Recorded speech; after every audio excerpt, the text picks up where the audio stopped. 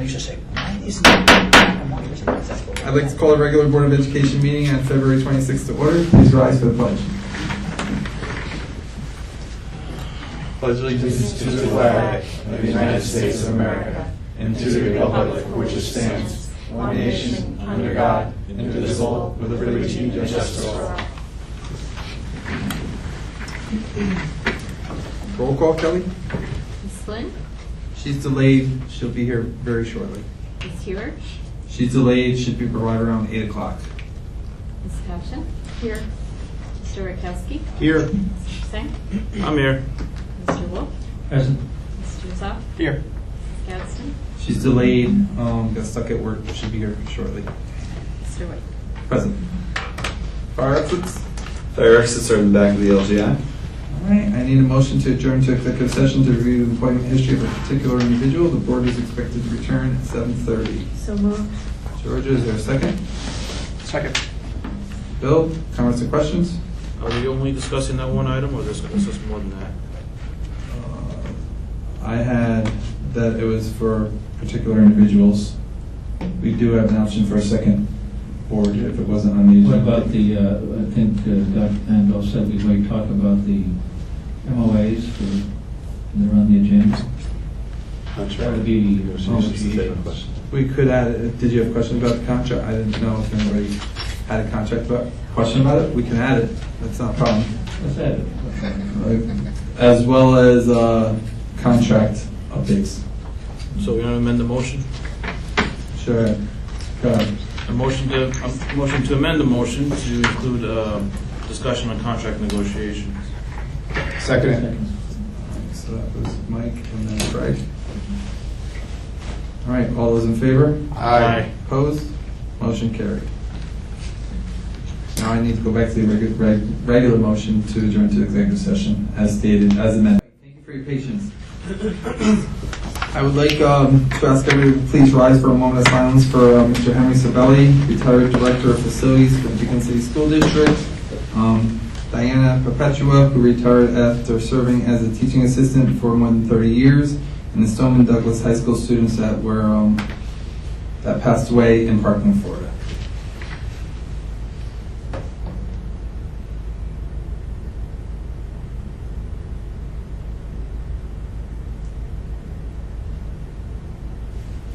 Thank you.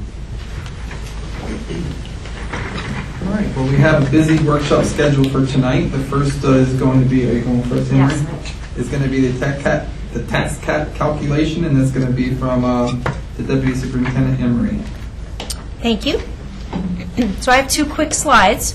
The first slide has a lot of numbers on it, but that's the calculation for the tax cap, which will be filed on Thursday. It's required by the state on March 1st. So the differences in the tax cap this year that we've had from prior years, we're showing a increase in our tax base growth, and that's the number in the bold in the second line. So that allows us to increase our levy right off the top from last year, and that's a factor that's given from the state, and it's based on growth, number of properties that come on the tax rolls. So that's from New York State Department of Taxation and Finance. So that's something a little bit different than it has been. It's about $573,000 right off the top on the increase. The second would be the allowable growth factor, which is the line about 6 down, and it's increased at 0.02. So that talks about the 2% tax cap, and in the past several years it has not been quite 2. It's been less because it's the higher of the consumer price index, or 2%. So the consumer price index is actually more than 2%, so we're at 2%. So it allows us to grow a little bit more as well. Again, the calculation asks for ins and outs of pilots, a payment in lieu of taxes. It talks about our plus capital exclusion, which is $537,000, which is pretty consistent for years. The capital exclusion is the difference between the principal and interest we pay minus the building aid, so we get to add to the levy for that as well. And then, so we have a total levy of $38,696,241. We do take off an amount that we estimate would be a payment for Proposition 2 for buses, because as you remember, for buses, we finance them over 5 years to match the transportation aid. So after all of that, at the bottom, our maximum tax levy increase is 3.67%, which is probably the highest it has been. It was high the second year we had the tax cap, but it has been closer to 1.5, maybe 2, with our exclusions. So this allows us to do things into our budget, maybe make some additions. We've been listening to our budget presentations from our departments, and it'll get a little bit more significance when we're talking about staffing and programming as we come. So, again, the second slide, these are just the two major factors. I will put both of these slides up on the website in case someone wants to look at it. But it was a significant increase, which is what I want you to come away from this, and it was really because of the tax-based growth and the allowable growth factor. Okay? Thank you. Any questions? Yes. Oh, okay. So the second line. Oh, sorry. I'm trying to make it look a little bit more. So the tax-based growth factor, which is the second row there. Yes. That's basically due to the fact that Beacon is growing. Yes. And so do you know how that compares with some of the surrounding areas? Are we equal? Are we higher? Or how does We that had the compare? highest in Dutchess County. So it's by county, so it depends, but I happened to look at our tax-based growth factor, and it was the highest in Dutchess County, which is a direct effect of building and growth. Beacon would be the municipality in Dutchess County that has the most. So who calculates it? The state is It's from calculating New York it? State Tax and Finance, and it's from real property. It's not something that we calculate. It's something that if you go on the website, you're given based on county and then on school district. Is it an estimate or is that the fixed amount? You know, as we get closer to the actual, usually we have estimates, and then when we finally get the budget approved, then things may change a little bit. So Right. So I think what you're talking about, so the tax-based growth factor is a given, and it's from Taxation and Finance. What I think you may be talking about is, when we get closer to the budget, I'll be talking about the tax rate, and we usually use estimates of assessed values, and that will be based on last year's assessments, and then we get our final assessed values in the summer. And last year, what happened is during the budget, we had an estimate, and then our assessments were actually more because more of the properties came online. Right. So it actually reduced our tax rate.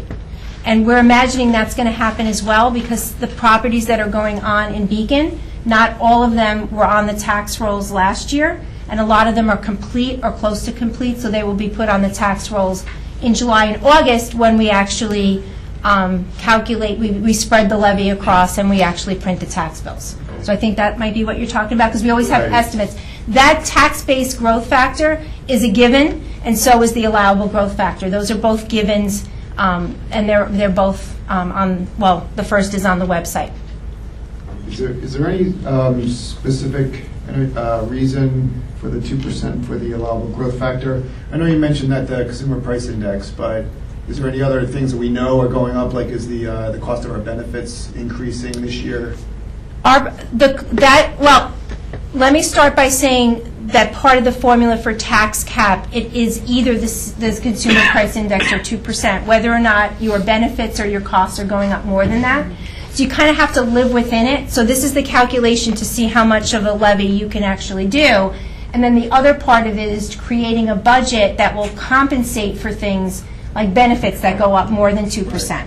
So you kind of have pluses and minuses in your budget presentation. So we have breakage when teachers retire in their salaries, so that helps pay for things that are going to go up. So health insurance, we had talked about it when we had gone around doing tax workshops, that benefits go up 7 to 8%, the pension goes up, 8 or 9% a year. So you have to kind of offset those high percentages. You don't get to change it based on that. The 2% is it. That's why the tax cap is always very interesting, and you do, but it's a little frustrating on our end when you can only go up 2% and all your other costs are going up more than that, salary and benefits.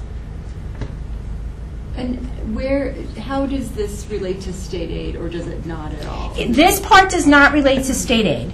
This part talks just about the levy that we have, that Actually, this is a revenue source. This is the levy, this is the tax levy. That's one of the revenue sources. State aid is the other revenue source. So you have to balance basically those two things. We have a little bit of miscellaneous revenue, but these are the two factors of the revenues. And we don't have any more news about ours? No. So we have the governor's run, which was a little bit more than what we've had, which is great, but we don't anticipate getting the final state aid numbers until the end of March, which is one of the reasons we asked to have the special board meeting, to have it a little longer just in case, so we know exactly what it's going to be. What's an example of the payment in lieu of taxes? Payment in lieu of taxes is a contract or an arrangement. A lot of times it comes, it's negotiated with one of the towns or the cities.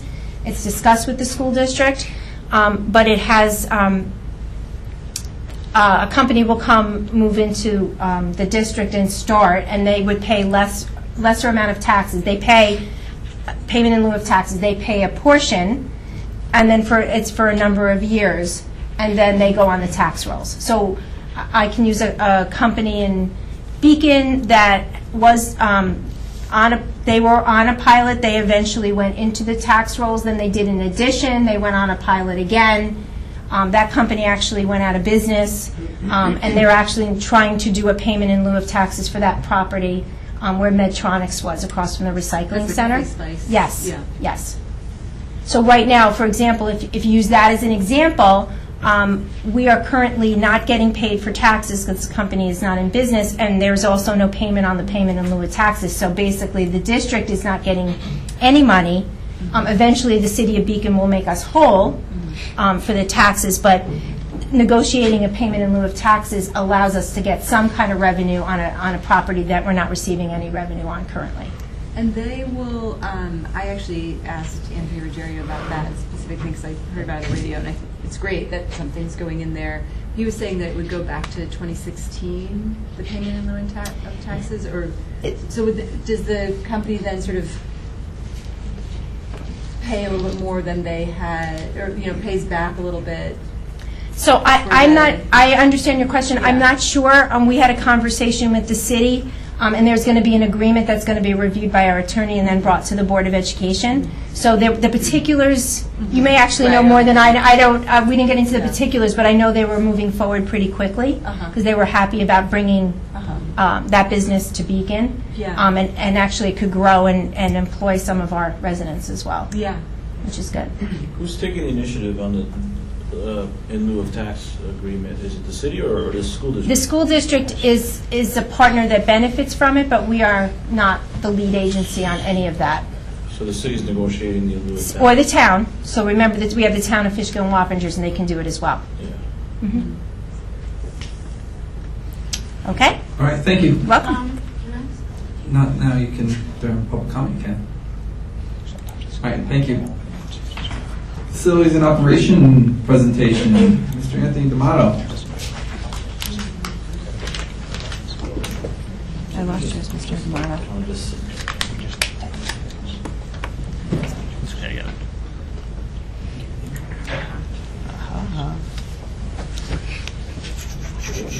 That's not it. The school does nothing to get all Again, how do we go to?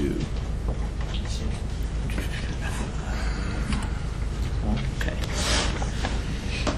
Thanks, everyone. Before I start, there will be a section for questions at the end. However, if you want to interrupt at any point after a slide, by all means, please do to ask questions. I want to start out by some of the accomplishments we've made in 2017. When I came on board, we were in the process of lead remediation. We remediated and tested and remediated and tested, and we finally have come back clean, lead-free in all our buildings. As I was getting my feet wet, one of the things that I started realizing was a lot of the issues that we were having could have been solved with a little preventative maintenance. So most of them being with plumbing and waistline maintenance. So we've kind of instilled an annual and biannual preventative maintenance on a lot of the plumbing issues that we've had. We've had multiple site work improvements. something we'll be working on in the spring. We're going to do some in-house baseball and softball field improvements. That includes some bullpens and some dugouts. Some aesthetic and function upgrades, which you'll see in a future slide. We've had some equipment purchases, a new truck for facilities with the utility body, as well as a new pool filter, which was desperately needed. We were repairing it often. We've also had some improvement in staff accountability. To help us with this, we've hired a second shift working foreman to be a supervisor on at night to help with that. These are some of the site work improvements that you might see around the district. You'll see two separate playgrounds, one at Glenham Elementary and one at South, that we did some excavation, some grading, made the areas larger and filled them with the playground mulch to give them a little bit more of an area to play in. Also, you'll see some sidewalks here at South Avenue Elementary. They were in rough shape, so we needed to have them replaced and have them replaced quickly, so portions of them have been replaced.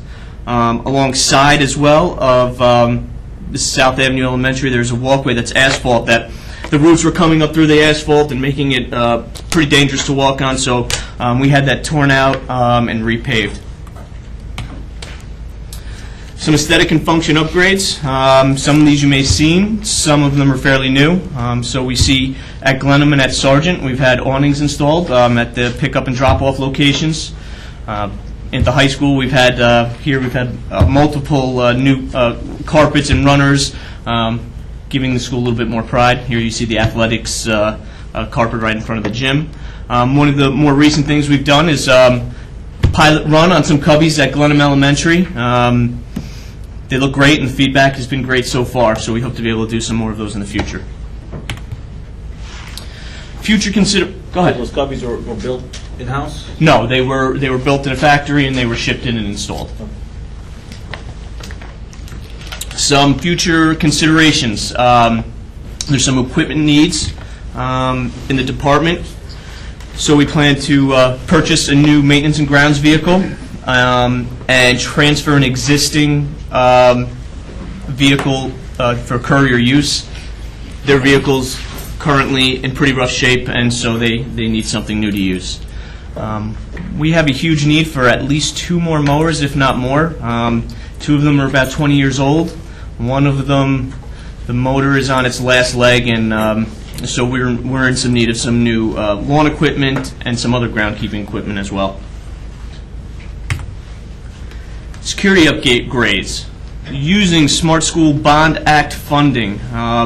Some preliminary talks and possibilities involve some new security cameras and software upgrades, increased door access points, and improved visitor identification surveillance systems. Sustainability.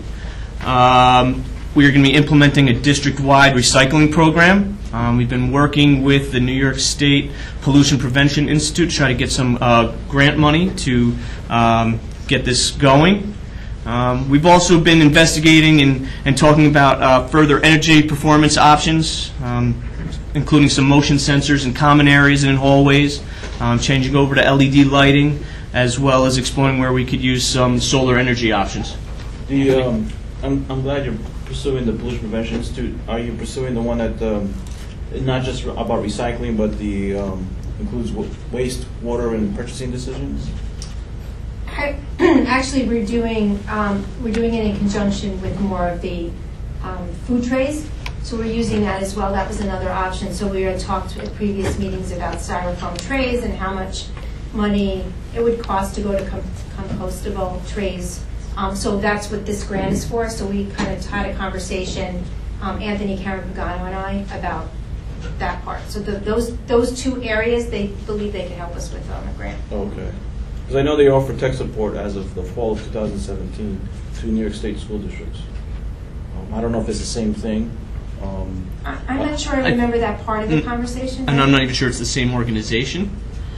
There might have been, the person that we talked to, there were specific criteria that we kind of zeroed in on. So that's kind of where we're focusing on those 2 areas because we thought that was what we needed to focus on. Okay, I could send you my information. Okay.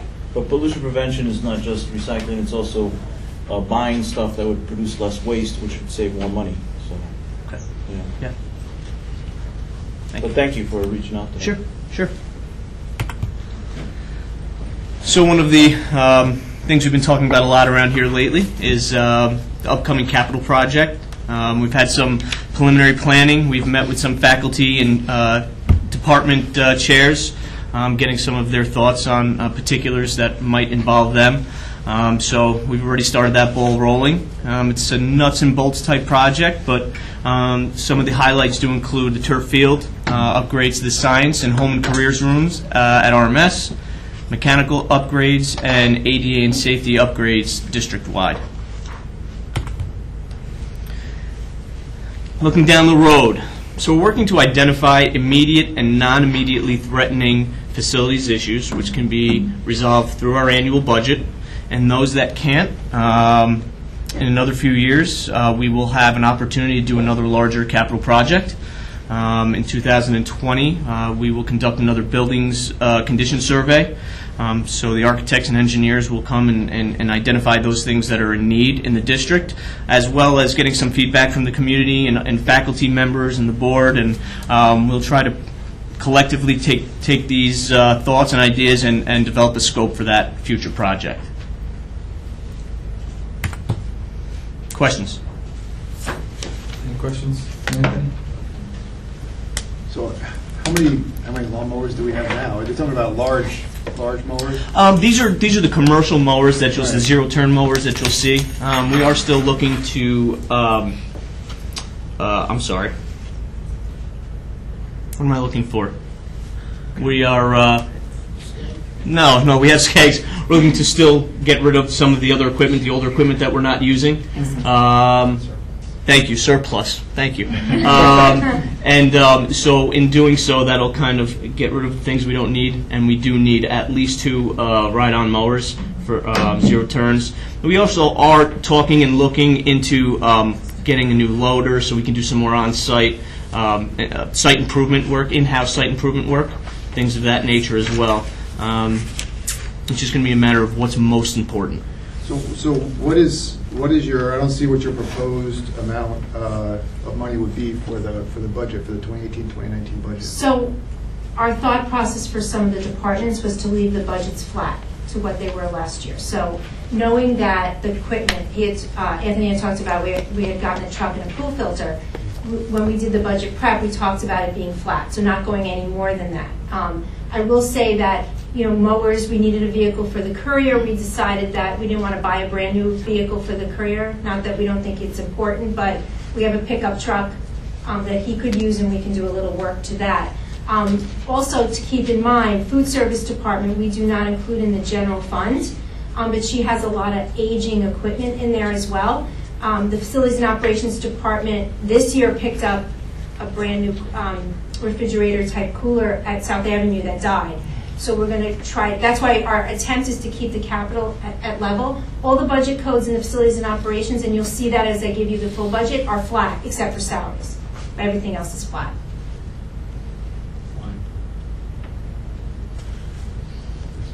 Well, there's no increase in need? Need for? Doesn't everybody need some more of something? Don't prices go up? What? Well, we're able to manage the budget codes the way they are. Facilities and operations budget, we always initially budget it a little bit higher because that is the one department that we absolutely do not know if something's going to happen. And Anthony and I have had conversations about things not working or having someone come and work on the septic. So we maintain. So the equipment codes were a little bit higher last year, but keeping them the same and flat allows us to do some of the work in the cafeteria, the mowers. There's some equipment that we really haven't maintained, where we're spending more in repairs by sending them out to places than we are by buying new. We've looked at, the utilities codes, that we're leaving them flat as well. We looked at budget to actual, and there's really no reason to raise the budget in this department except for salaries. And I think you're saying too, this, for example, last year in the budget there was certain, I'll say one-time items, like for example, like a truck, a refrigerator, and they were done within the budget, so you can swap them, you're not doing those again, but there's other one-time items that, for example, you might want, like mowers. But you already have the cost in there from last year. If you didn't want anything new, you could actually reduce the budget. Right. But all you're saying is, I've got some additional equipment I'd like to get, but we already got some other equipment last year. So by keeping it still flat, we still have room to buy things. Right. I mean, we still have needs. They're just different needs from what last year was. Right. You know, last year's. But your needs haven't increased, that you actually need the budget to go up. Correct. Yeah.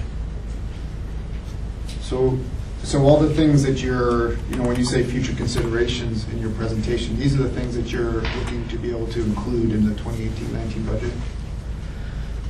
Well, for security specifically, that's something that wouldn't be in the actual budget. It would be something that was funded by the Smart School Bonds Act.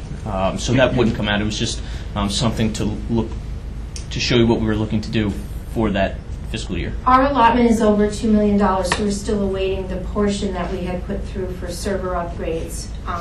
But we have $1.1 million that is not earmarked for anything for the second phase of the Smart Bonds. And we had talked about it when we had gone for the first phase that we were going to concentrate on security. We had done a security upgrade more than several years ago inside, but the cameras are getting older. We're hoping to use some of the hardware. The software needs to be redone. There are cameras that need to be put outside. We did not have the money at that time to do that. And there are areas within the buildings that really need additional sight. So there's a camera angle. We need to really work on that. We're constantly asked for increased door access points. That's the card readers.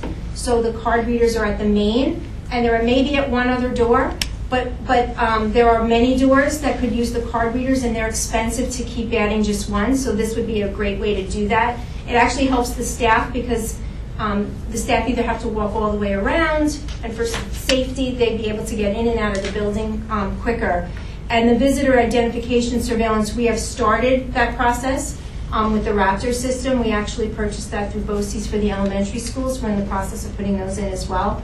But there's some other things we really could do, but that won't affect the general fund budget. That's not in the general fund budget. This is the Smart Bond reimbursement. So we're able to account for it a little bit different and get the money that way and not have to put it into the general fund. So this, we already submitted the phase. The first one. phase, yes, the first phase has been submitted. For some reason, it's kind of stalled. We've been trying to call state ed to find out what is going on with it. We'd like to start working on phase 2, so we want to start planning. We don't know if we have to wait for phase 1 to be approved before phase 2. We're not getting a definitive answer, but we're really trying to find out how to expedite that. Is this part of phase 1 to upgrade the security cameras and all that? That's phase 2. Part of phase 2, so. Mm-hmm. Yeah, I gave an update last month on the last meeting. At the technology committee, we discussed the Smart Bond status, and it's the way that the state worked the Smart Bond application process. You've got 3 people that have to meet, and they don't meet on a regular basis. The state legislation is starting to change that as well. But Tim Fasheen has been good at trying to shake down doors and trying to get them to answer. I contacted Frank Scartallo's office to see if they can help us as well. Our application was submitted back in June 2017, and we haven't heard anything since. Until our application is approved, we can't make any purchases, otherwise we do it at our own cost. So even if we were to make these purchases and then put in for them, they would not reimburse us for purchases that are already made? I mean, if you're going to use Smart Bond money, they must be submitted and approved prior to purchases. So that's why we're trying to get a real handle on why phase 1 is taking so long and what needs to get done with phase 1 so we can start submitting phase 2. Because that's a priority issue. It's extremely expensive what we'd like to do, so it would be very difficult to include in the general fund, and we have the $1.1 million available to us that we would be able to use. Is this part of this section in particular, part of, and maybe we'll have more discussions about, security changes or improvements around the district? Is this an integral piece of that? I'm just concerned about having to wait. It's already been 6, 7, 8 months, and whether or not we can wait for things like this if we can't get them expedited. Yeah, I was going to talk during my superintendent report. We are, there's a BOCES COSER security consulting firm that we have contracted with to do an audit of all of our schools. They do, I'll talk about it a little bit more later, they do most of the schools in Westchester, and they've signed up with several in Dutchess. They worked with Arlington for a number of years. So they'll make some recommendations after their audit, which they'll do in the coming month. And we'll look at some things that we need to work into the budget and not wait for the smart bond. But some of the bigger ticket things we probably would need to do through a smart bond, the second iteration of it. Would it make sense to at least include these kind of items in the budget itself? And then if the smart, because we not spend it, but if the smart bond comes through, then that would be great. But otherwise, we may not want to wait on some of these things. Well, some of the door access points, we can leave what we have now. It's not the ideal situation, we'd like to have more. The door access, the Raptor systems have already been purchased through BOCES. But the cameras are, for us to do an upgrade on cameras, the technology has changed since the last time we did security cameras, which requires new software and new servers. So it's not just the cameras. So that's why we were hoping to bring in the consulting firm to actually help us. So it's not a company trying to sell us security cameras and tell us where they need to be. Now we have a security expert that's going to tell us where they should be and what the ideal locations and things we should be looking at. Putting the cameras in the general fund budget would be extremely difficult, and other things might have to come out. Okay. It's hard. We need to keep that in consideration as we develop the budget, because maybe priorities that we need to address.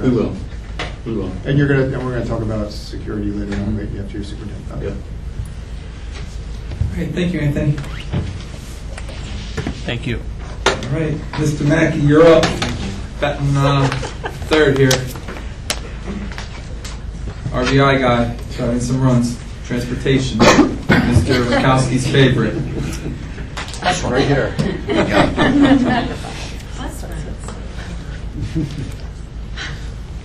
He wants the magical new bus music playing right now. I could have done that, yes. That's right. Okay, so just to get started here, I wanted to start off by showing you what we purchased last year in terms of new buses. These are the 4 new buses we purchased last year.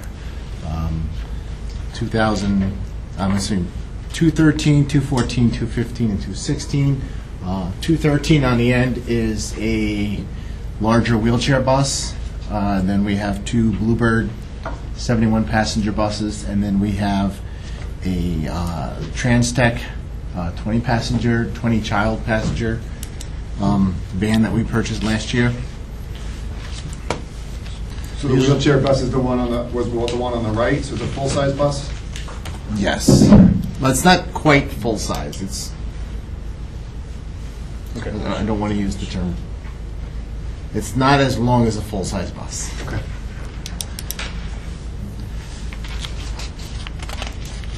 I usually start off by talking about the current status of where we are with the district. This underlay is from one of our screen capture from our routing software.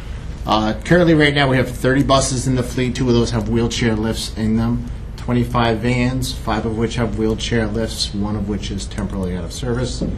We have 10 cars in the district, so we have a total right now of 65 vehicles.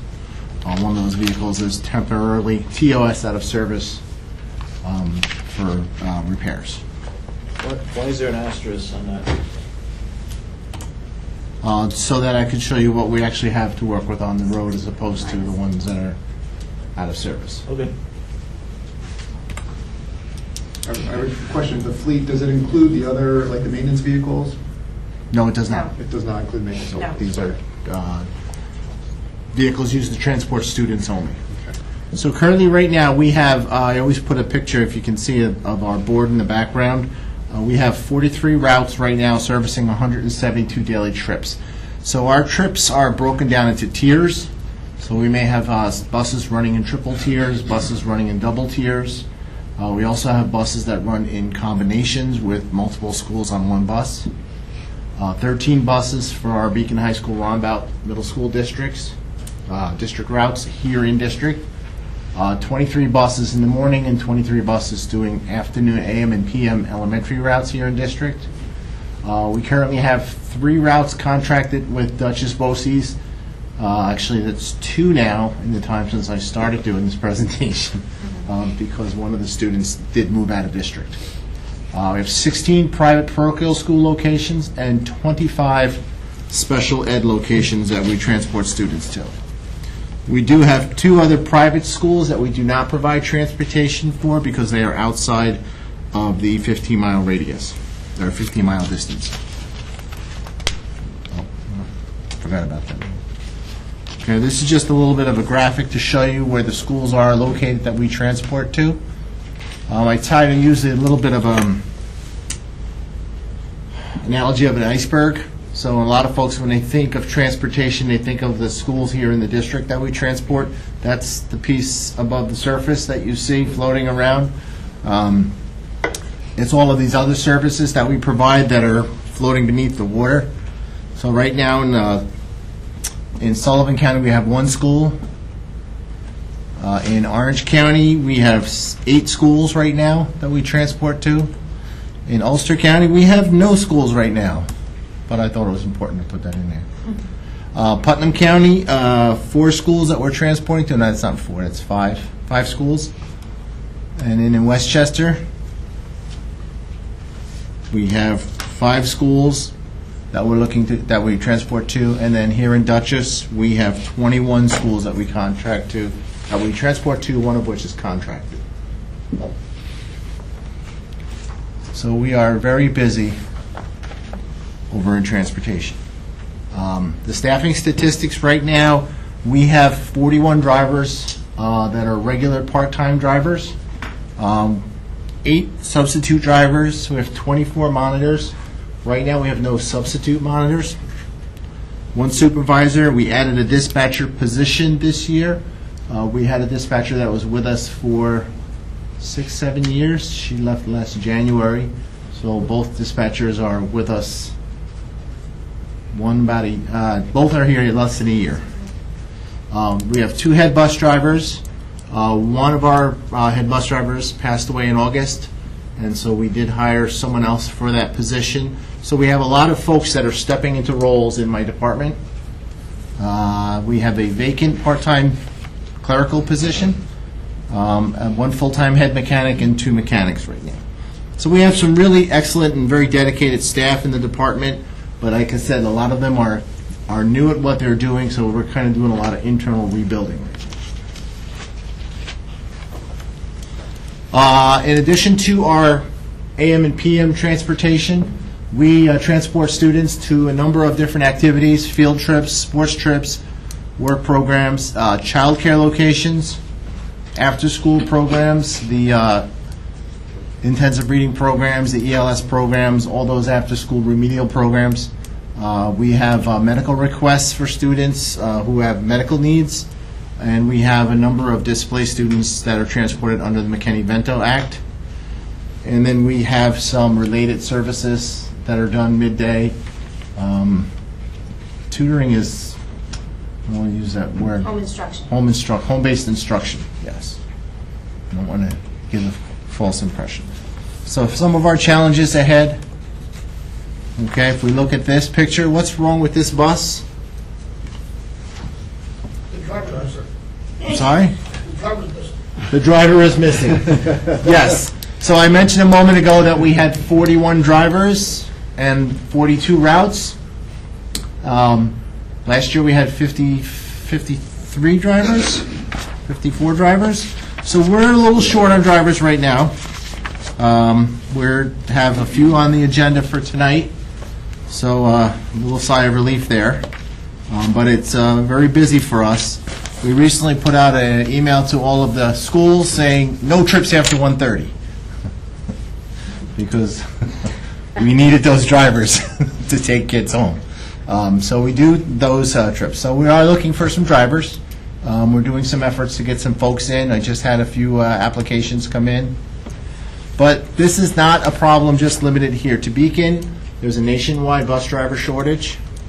I just want to share a little clip with you here, a little YouTube clip. Hopefully we won't get the 15-second commercial with it. Story about a shortage at school districts. Many need bus drivers, and the problem is so bad, at least one district called on firefighters to help drive sometime. Chris Rabati is in our newsroom with a closer look at how they get by and the reason they're facing this problem. Let's take Rush Henrietta, for instance. That district trying to fill 16 positions right now as a combination of driver retirements and the district going to full-day kindergarten next fall. Officials at 7 other Monroe County school districts told me they are hiring too. These districts just scrambling to get kids to and from school. I'm fortunate I have some off-duty firefighters that work for me. They'll cover substitute runs when somebody calls in. The things Kathleen Callan has to do just to get East Arundecoid students to class in the morning. She's the director of transportation for the school district there. Callan calls the bus driver shortage a nationwide problem. She has about 75 on her staff now, but still needs at least 7 more. East Arundecoid isn't alone. Other districts are hiring drivers too. Pittsburgh, 2 openings. Greece, 10 openings. HFL, 4 openings. Fairport, 3 openings. They're looking for bus attendants there too. Hilton and Churchville Chili are looking for subs. And think of the big picture. We're not even talking about issues in your child's school. We're talking about just getting them there in the first place. Something Callan has to pull out all the stops to do. I generally have a spare pool for when somebody calls in sick. Those spare drivers are already regularly driving bus routes. If I have no spares, then I have my mechanics driving, I have my dispatchers driving, and I've even driven. And Callan said she is the last resort. She's the last one out the door if she needs to be in the morning or afternoon. Drivers in East Arundecoid start at $16 an hour, and if you look at this story on WHEC.com, you'll find information on how to get one of those positions. In the newsroom, Chris Horvath. Okay. So So just a clarification, so we have the budgeted slots for the bus drivers, Yes. right? So it's Yes. just a matter of actually finding the bus drivers. Right, and there's a few things that are leading to that, and I just wanted to talk about a few things here. The economy is giving potential drivers other options. People are gravitating towards positions where they have, can make either as much money or more money with less responsibility, because this is a very heavy responsibility type job. We literally have the children's lives in our hands. So that's an issue. New changes in the CDL road test. The Federal Motor Carrier Safety Administration has promulgated new rules for CDL road testing. There's been a little bit of lack of clarity on the test scoring from DMV. And essentially, each state used to set its own standards for CDLs, and now that's being handed down to the states from the federal government.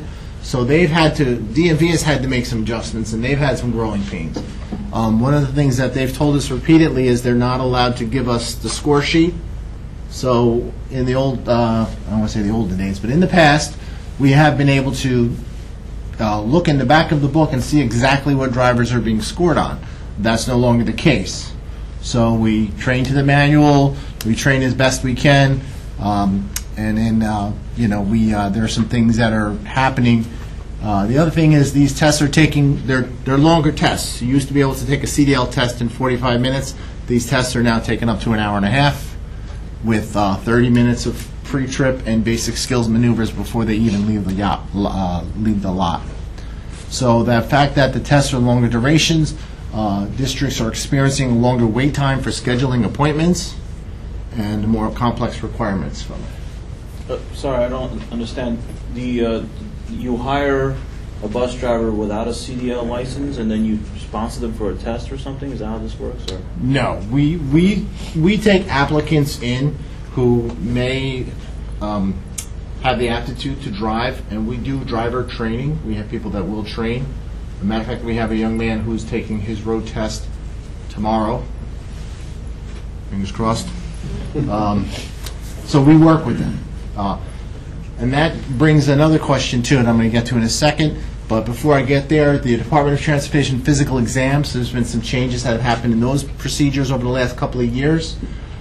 So, for example, we had a driver that used to get her 2-year DOT clearance, just got a 3-month clearance because the requirements are being looked at more closely and interpreted differently by the physicians doing it. So we've had some issues with people who are in really good shape physically, but the doctor is requesting more information. A lot of this is people, if you know, there were some railroad accidents that have happened in the last few years, so sleep apnea is a big issue. So the doctors don't want to be that person that signs off without thoroughly checking to see that someone doesn't have sleep apnea. The 2020 entry-level ELDT, the entry-level driver training requirements, starting in 2020. There are some major changes coming down the road for driver training requirements. Drivers are going to have to show that they've been to an approved driver training program. And those of us in the school district industry who have in the past done our own training, whether it's through a district or a contractor, I can tell you I've probably trained dozens of people myself. We will now have to register with a national registry as a training provider, and we're going to have to certify that we teach to a certain curriculum outlined by the feds. So even though school bus transportation has the safest ground surface safety record, we now have to, more procedures, more hoops that we have to go through. And the last thing I just wanted to mention is public perception. Our bus drivers get a lot of, they're judged very harshly, you know. So if you don't believe me, just Google bus drivers in the movies and see what comes up. So I'm sorry to interrupt you. Is that what you're listing as sort of obstacles to recruiting? I'm just trying to understand. I'm just trying to show a picture as to what's happening. For example, last summer, one of my employees, we go to workshops, and one of the workshops that he attended was a recruiting and retention program. And one of the things that we found out was that those pool of people who are retirees, retired firemen, officers, Verizon workers, all of these folks, a lot of them are now taking their retirements and pensions and moving out of state. So that was a pool that used to be a pretty deep resource for us, and that pool is becoming more and more shallow. So it's not getting any easier. Is kind of what I'm trying to say here. Okay. Another challenge that we have are some changes in the regulations and laws regarding McKinney-Vento and ESSA, and you can see some of the numbers up here. One thing that we do really well is move large numbers of people. That's the easy part. It's what's really hard is when you have small numbers all over the place, and that's kind of what's challenging us here now. So right now we currently have 26 students residing outside of the district that we're providing transportation for under McKinney-Vento and ESSA. Some of the changes to that regulation are going to make this more of a task as we go on. If you're familiar with the regulations and the fact that in the past when a student acquired permanent housing, the district was no longer responsible to transport them. We are now responsible to transport them for the remainder of the school year, in addition to another school year if that is their last school year in the building. So those are some numbers that I guess what we've been saying in transportation is, you know, we're looking at this not to make any statements or anything, but we just want the rest of the folks involved in the districts, the school boards, the business officials, we want them to know what the impact of this change in regulation is having on the cost of transporting students. For clarification, just what is an example of someone transported under McKinney-Vento? I'm sorry? What would be an example of somebody that's a student that's transported under the McKinney-Vento? If a student loses their housing and they're living in a situation that is not fixed, regular, and adequate, so that would be a student who's transported under McKinney-Vento. So they might move. They may have started in the district, and then their housing changed, but it wasn't a permanent change. It's just a temporary. There might have been an eviction, a fire, domestic issue. They still have a right to attend Beacon Schools and be transported. Could you address what kind of state aid is connected with this program, or what the changes that have occurred to it? Well, I can tell you that in terms of foster care, there's no state aid for foster care students, but we do get aid on McKinney-Vento, and there are some other funding streams that we can look at. But again, it's not, I put the cost numbers up here. For us in transportation, it's a logistic issue more than, as much, if not more than a financial issue. If it's a logistic issue, not so much a financial issue, would it be something that maybe you can partner with another district to help transport some of those kids? We do a lot of that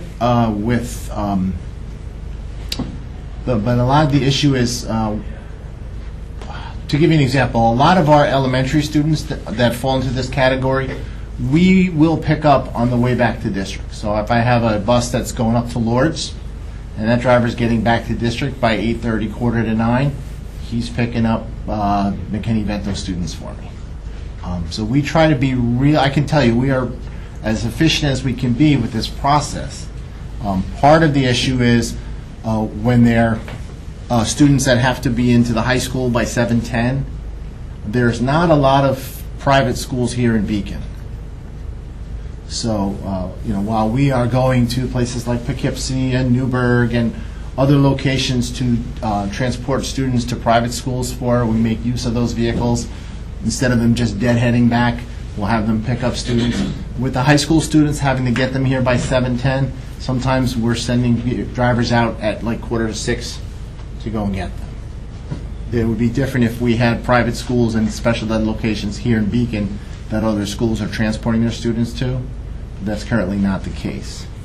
So that's what makes it a little bit logistically difficult to have other districts bring students to us. It's not something I haven't tried. So. No, thank you. Thank you for answering. Just to get into our vehicles a little bit. Let me make sure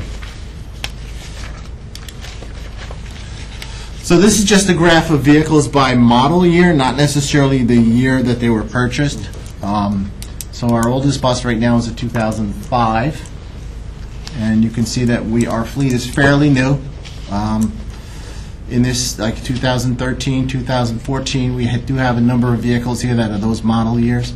We actually have a 2019 vehicle, two vehicles from 2019 model year, even though the year's not here yet. So I'll back up that page. Can you back up the page? Yep. So for the 2005 vehicles, the two of them, what are those? Are those, full-size buses, or are they vans, or cars? And same for the 2006. I'll tell you 1 second here. Okay. So our 2005s, they're both. One is a large bus, 72 passenger, and the other one is a Ford E456 Corvette, which is a van. And what about the 2006s? Yeah, just because those are the two oldest years.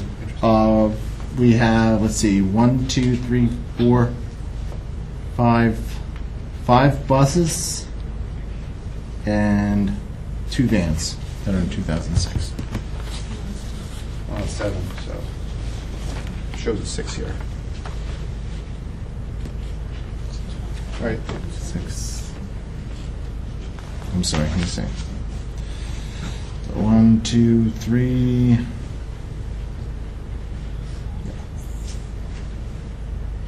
2, 3.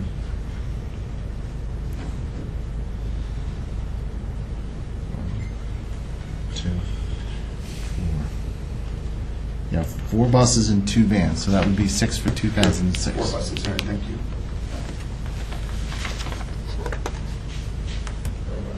And then just to show you vehicles by age. So we are moving in the right direction in terms of having newer vehicles in the fleet. We have one vehicle that's only one vehicle that's 15 or more years older. So, oops, I'll find my spot here.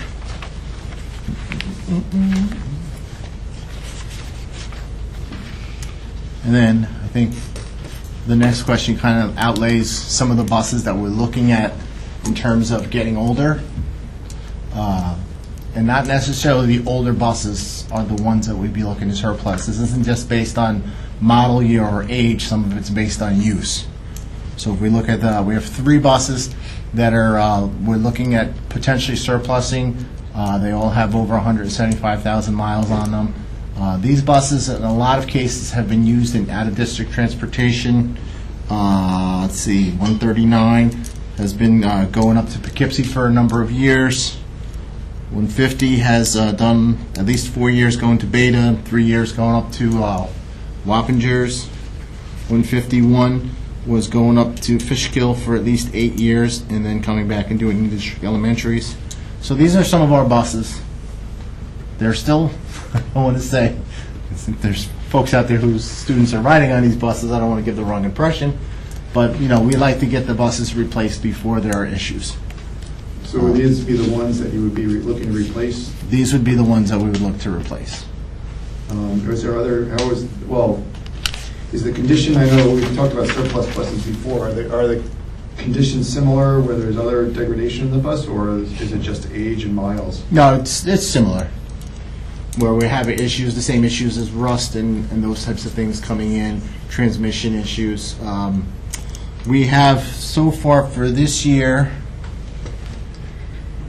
had 21 road calls, and where we had 16 last year.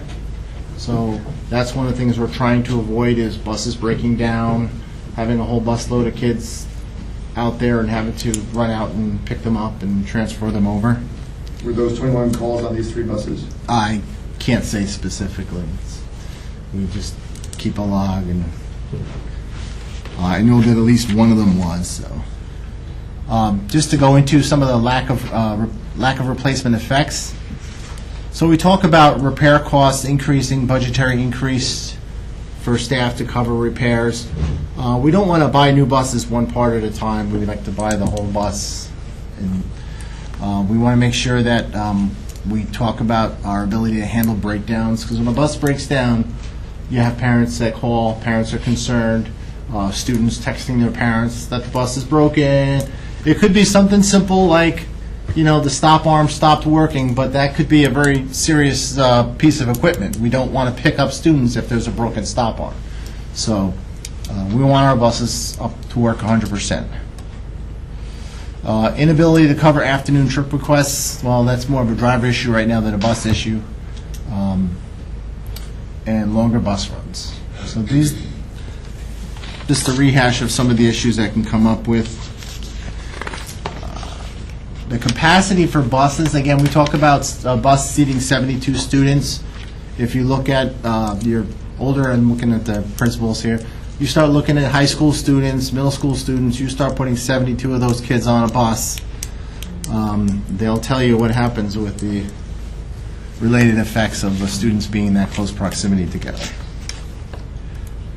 Spare vehicles. So in the lower right corner here, I just wanted to give you an example of a weekly sports trip schedule. Monday wasn't too bad. We only had 1 trip going out. Tuesday we had 3 trips for sports. Wednesday we had 3 trips for sports. And then Thursday and Friday we only had 2 buses out. So spring tends to be a really busy time for us in terms of athletics. We have a lot of teams going out. So we want to make sure that we have the appropriate number of buses and the appropriate number of drivers. So spares are needed for unscheduled breakdowns, scheduled maintenance. I believe on, put it in here, the 13th we had 5 buses that went to SUNY Purchase for the middle school. So right there, when you start looking at our fleet numbers, you want to make sure you can cover those fleets, those type of special trips. Mid-year special ed placements into additional schools. If you're familiar with some of the things that go on with special needs students or students with special needs, they can change at any given time during the school year. It's very difficult for us to project when that's going to happen. We have a student that's changing schools next week. And it's in one of those schools that doesn't fit with any other schools because of the bell times and the physical location of it.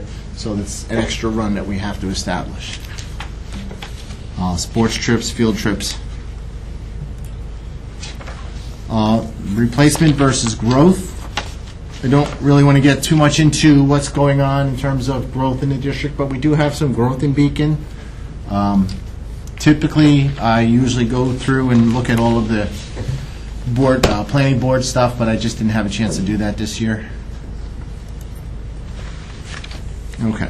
So when you're talking about what we need, I just wanted to give a little bit of plug for an organization called the New York Association for Pupil Transportation.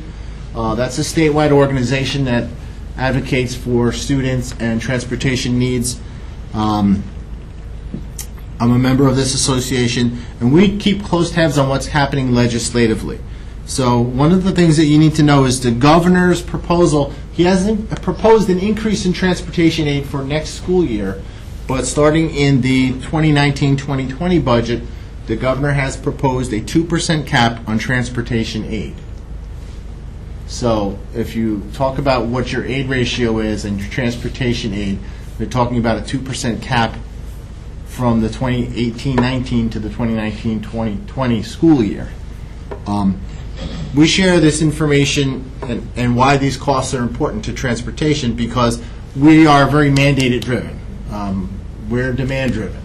If we get a call that we have new students that are living somewhere across the river under McKinney-Vento, we have to get those students. If we have another school that opens up somewhere here in Dutchess County that's less than 15 miles, we have to transport those students. If we have students that are placed in additional special ed locations, we have to transport those students. So it makes it very difficult for us to anticipate what the needs are going to be. So that's kind of why we're looking at this. Is there a place where we can find additional information about, this is a proposed cap in transportation aid? So does that mean that if transportation need increases beyond 2%, that would be something that the districts would have to absorb? That's Right. Yes, it is part of the governor's budget. We're not sure. That's why we're kind of watching. So Ron is going to give you a couple of scenarios, and we may have to tweak that. He's going a little bit, and I'm kind of preempting you, and I'm sorry. That's fine. But we asked him to be a little bit more, in case there's a cap, to make the amount higher, and if it doesn't end up being that way. So sometimes the governor does propose things that don't end up in the final budget. Okay. We kind of wanted to give you the most information. So does that include purchase of buses as well in that calculation, or only the operation of the park? Transportation aid includes purchase as well as the running of the transportation department. So both. Okay. So, given that information, well, I just talked a little bit about estimating the needs and how difficult that is. Just to give you an example, today we received 20 child care requests from Friday afternoon down from the board office. There's a child care provider that's consolidating locations. So we received 20 new requests for child care today, 14 of which are from the same school going to another location. So that means that's 14 students on that bus added to that route of already existing students. So we're keeping a close eye on that because nothing for us exists in a vacuum. It's just a matter of my kid is going to another daycare, let's put him on this bus. And it's all of a sudden, we now have 14 students from one school that need to be put on the bus that goes to that daycare. And we need to look to make sure that that bus is now not overloaded. So it has a domino effect where we may have to kind of break and move to kind of find the capacity for these students. So if we get more, right now we're okay. I think we have 1 or 2 more seats on that bus. I think they're telling the driver in the morning. So we did have 6 new schools this year, and we have another school starting next week. And I say old schools, I list those as schools that we could potentially be going to because one of the new schools that we went to this year was a school we hadn't gone to in 3 or 4 years, but now we're going back to that school. So we try to look at all of these things and say, okay, what's our scenario? How many schools do we think we're going to be transporting to? How many vehicles are going to need to do that? What are the bell times going to be? Because bell times are important. If 2 schools are close enough where we can get them all on the same bus, but we need that 15 minutes between the bell times to get into this school lineup and discharge those students and get the students to the next school, It's a lot of logistics. And again, just to go back to it, we do really well with large numbers of students. It's the small numbers and all the peripheral numbers that make us, that challenge us with these logistics. So, that being the case, what I looked at, a couple of different options, okay? We have option A, which is for a total of $442,998, or we'll just call it $443 to round it off. That includes 2 new school vans and 3 new school buses, which if we were to get these, we'd be replacing the ones. So we're not really looking at growth, we're looking at replacement. These are vehicles, so these 3 school bus vehicles you're seeing listed as $113,000. And it's important to note that that number includes a 10-year engine warranty from the manufacturer. And that's why that number is a little bit higher than some of the other numbers you're going to see. All right. This is 2 school vans of 20 passengers. And the difference between 19 and 20 is a little bit negligible because in most of these cases, you don't have these vans filled up because they're the vans that are going. So we're talking 2 vans at basically $52,000 and 3 school buses at $106,000 for a total of $422,000. And then I listed option C, which is the least expensive option with the least expensive warranties for a total of $422,718. I remember watching that video when you were showing the firefighters how a bus is built. And so this sounds like a stupid question, but instead of Googling it, I'd rather ask our in-house expert, can a bus be remounted? So you would get new engine transmission and not have to worry about... I've never seen it done. I've seen buses converted into living quarters and strange things like that, but I've never seen a bus in the, I don't know how long have they doing this, 20-some years. I've never heard of a bus being remounted. So the part of the problem is each year as they come out, you're seeing constant changes in the models. It's like, I don't know if you've ever heard the Johnny Cash song about the... One piece at a time. Yes, thank you. I love that song, One Piece at a Time. And when they tried to put it all together, the parts didn't fit. So I can imagine a similar scenario to that. Yeah, I'm just curious because if you just pay for the new engine and transmission as opposed to the entire bus, I'm not sure what the price difference would be. All right.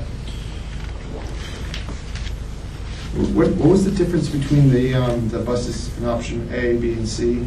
Just take the school buses, because there's a price difference, obviously, but Yes. is it solely the engine warranty?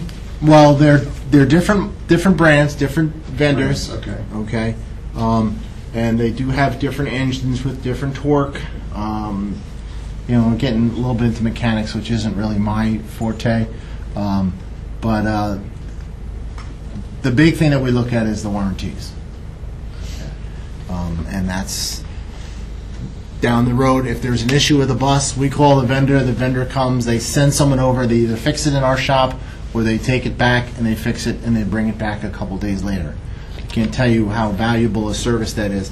It's similar if you get that warranty on your car and then you have a problem with your car, you just take it to the dealership and they fix it and they come back out and it's the service that we're paying for on the vehicle. Do all our buses have cameras on them? All of these buses include specs for cameras. The new one, the proposed ones? Yes. But the ones that in our current fleet?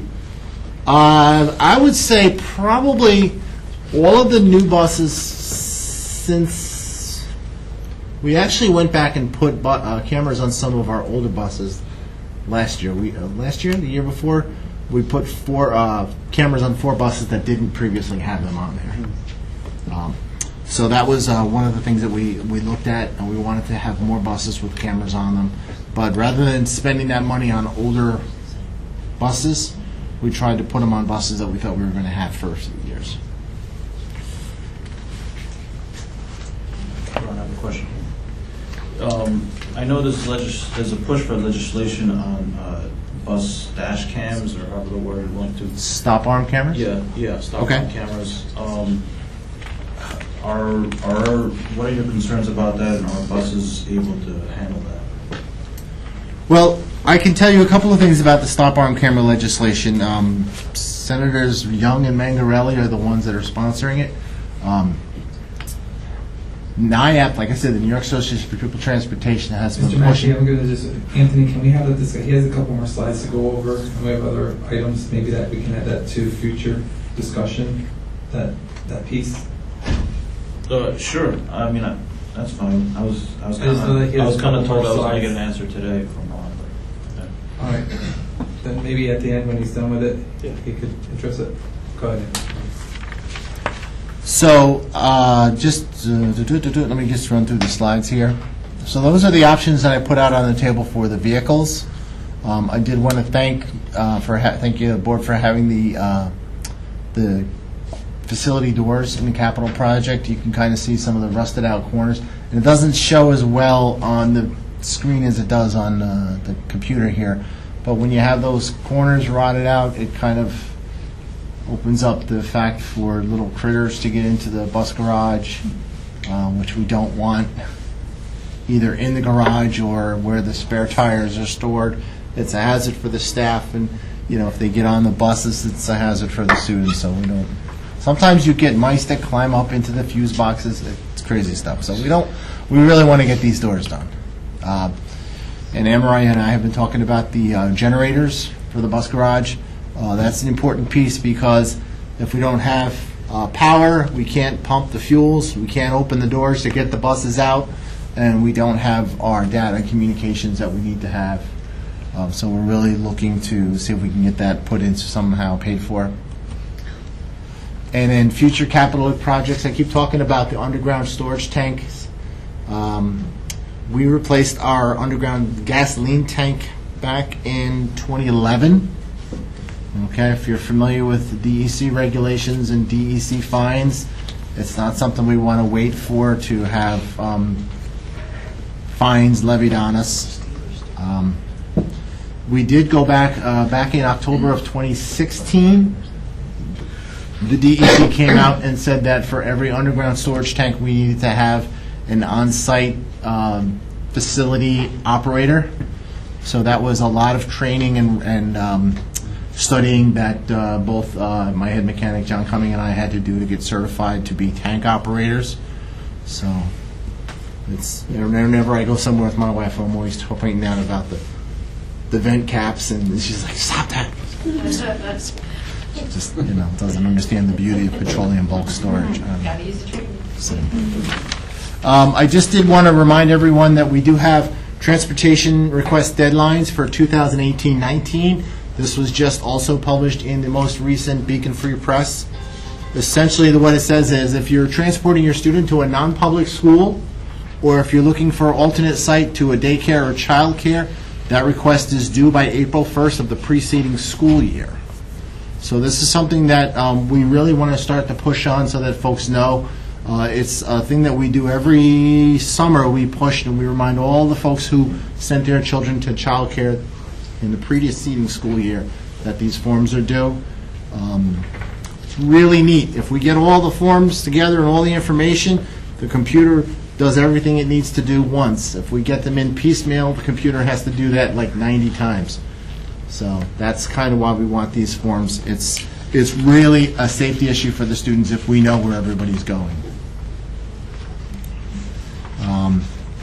And I also just wanted to mention, this wasn't in your slides, but May 14th through the 18th is School Transportation Personnel Appreciation Week.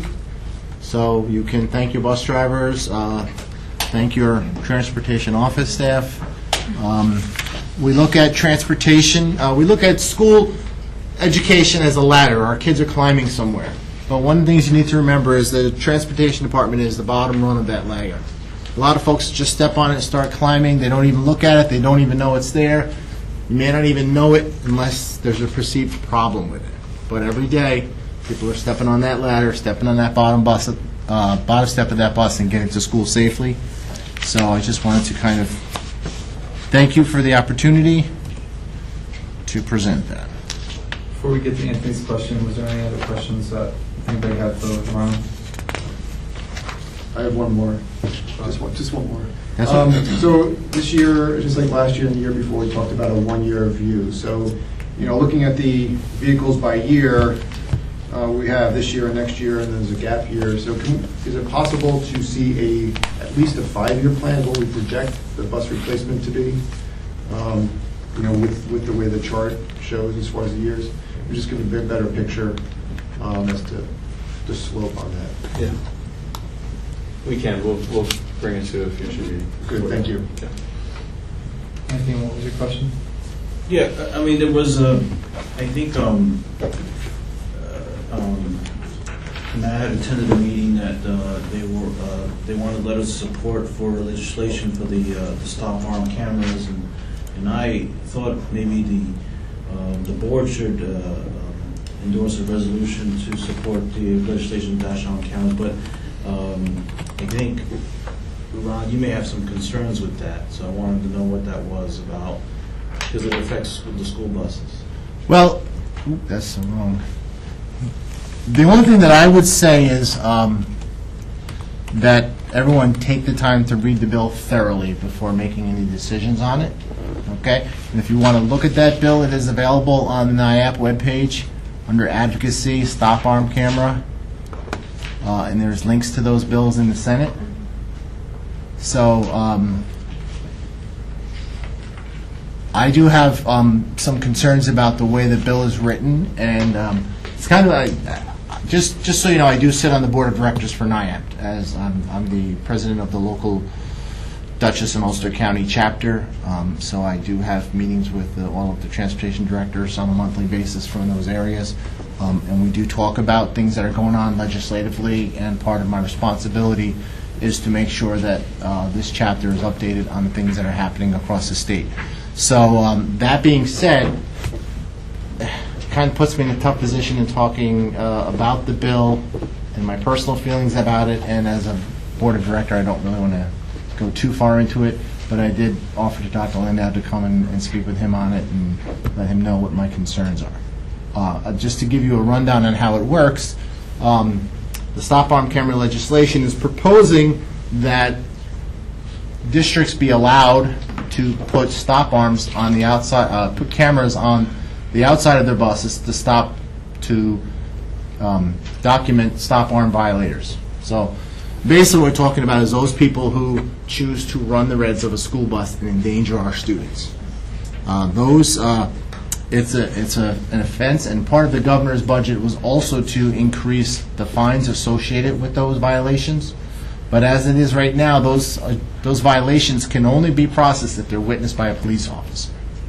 So there's no current provision in New York to produce video evidence and have those violations prosecuted. What the legislation is proposing is that districts be allowed to enter into agreements with their municipal law enforcement agencies and to enter into third-party agreements with camera vendors. But there are a number of things that we need to do. It's not just a matter of putting cameras on the outside of the buses and catching the bad guys. There's a lot of reporting. There's a lot of stipulations in the law that I would just suggest they be fully versed on before making any recommendations or resolutions. All right, thank you, Ron. I do have one additional question for Anne Marie regarding this. Just to remind me, the reimbursement we get for the bus purchases, is that? It's the same as our transportation aid, which is about 57%, 56%. The last one I have is 57.8. Oh, yes. Okay, so of this total amount of proposed buses, then 7.8? 56, almost 58% is 50% is reimbursed from the state. Right, so we finance them over 5 years so that it matches the payment with the building, with our transportation aid, I'm sorry. Right. So it's a 5-year kind of commitment. Okay, all right, thank you. Okay?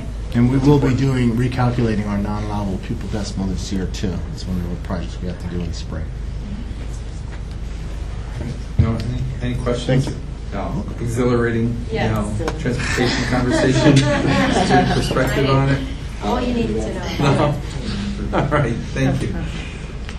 All right, reviewing the agenda, we have student school presentations, parent groups, open to the public. Dr. Lindell will give a superintendent's report. We have committee reports, including board updates. We don't have anything for unfinished business. I'll give an update on the retreat during my board comments. Then we have the consent agenda, and then we are going to have a second executive session. All right, so are there any student or school presentations? Seeing none, going to move to parent groups. Seeing none, gotta move faster, Lori.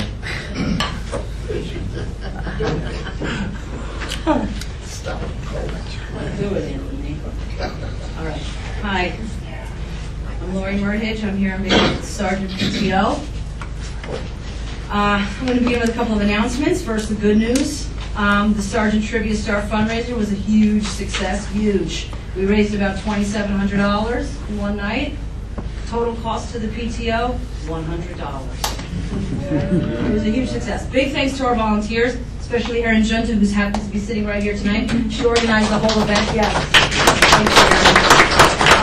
And the businesses who contributed to the evening's success. The Sergeant PTO will be using some of the funds raised to embark on a series of beautification projects inside our school building starting tomorrow.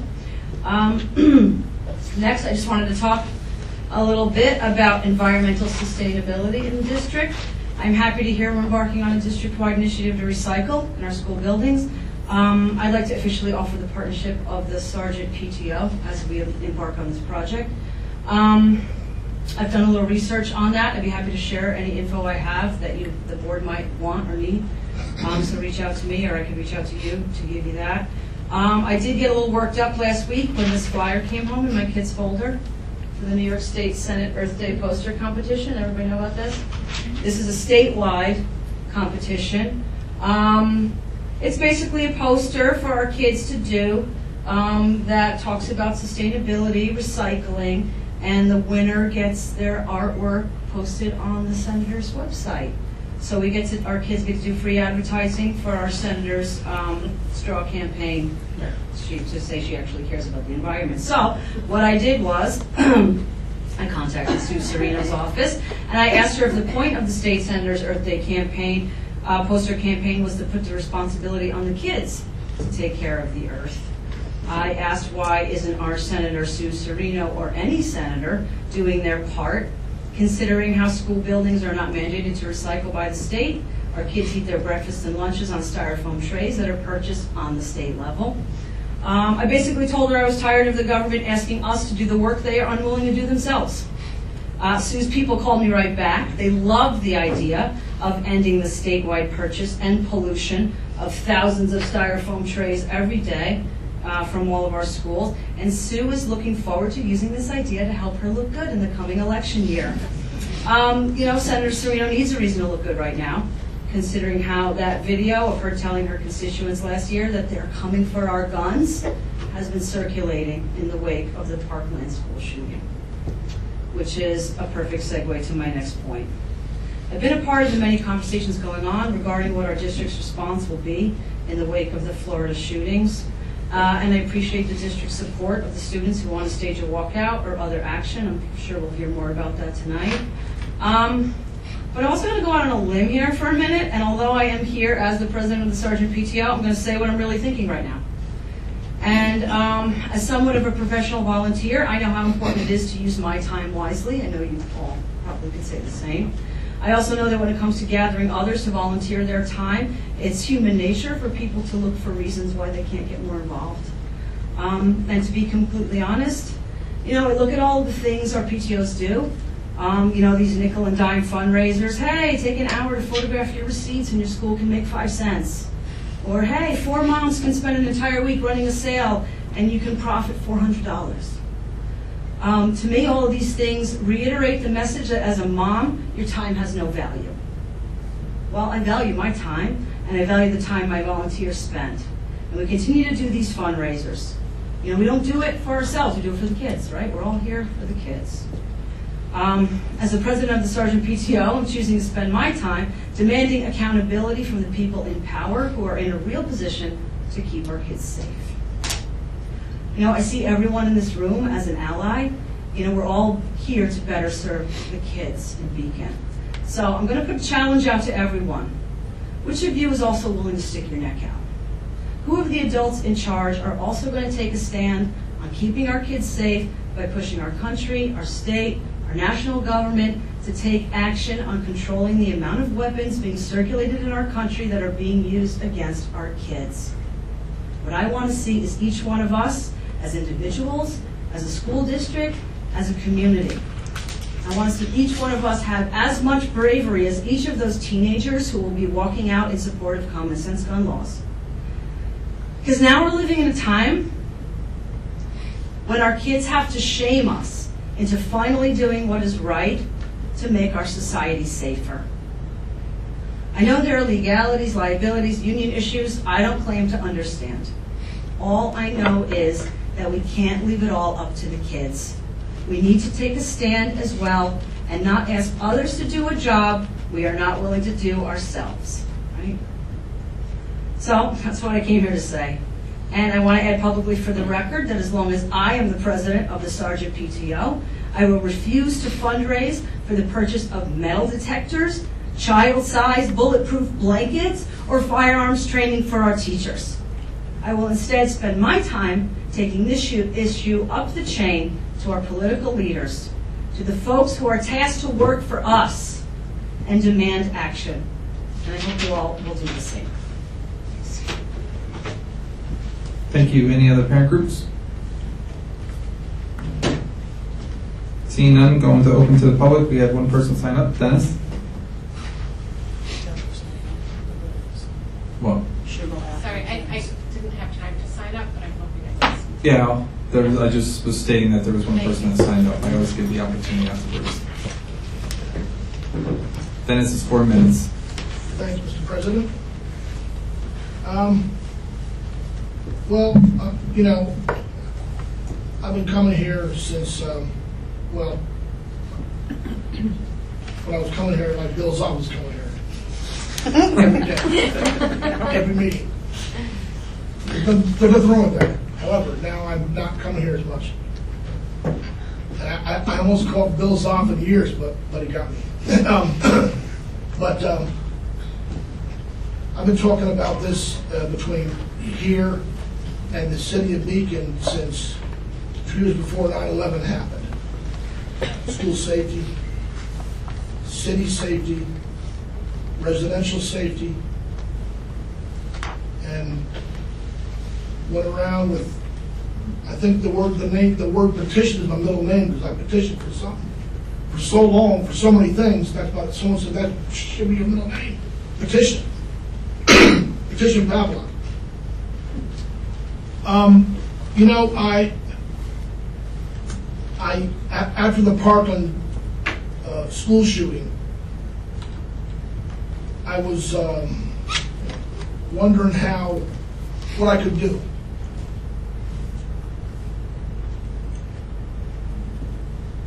And I said, and then I heard about all the walkouts going to happen soon enough, and let the students take care of it.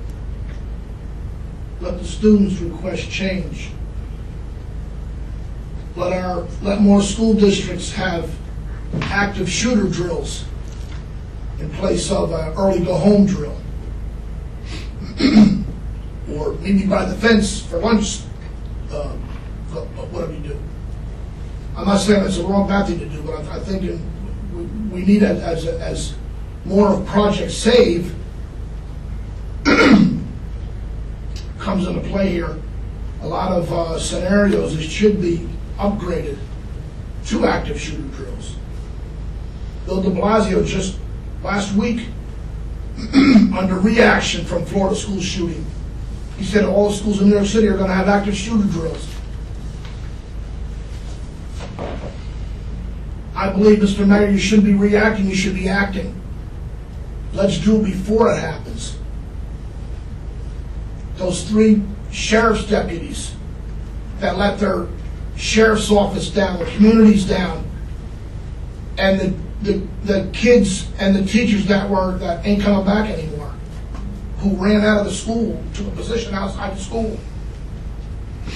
It's one thing to be a sheriff's deputy or a police officer to uphold the law. It's another thing when you let people down about you can't do your job.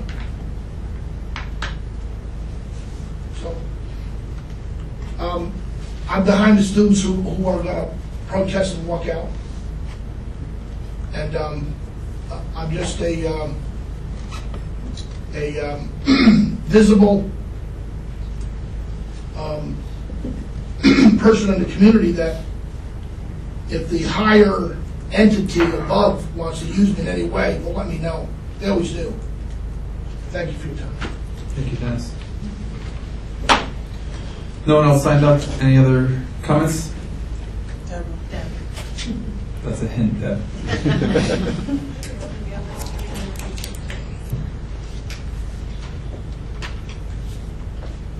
Good evening, Deborah Davidovitz, parent of an 8th grader.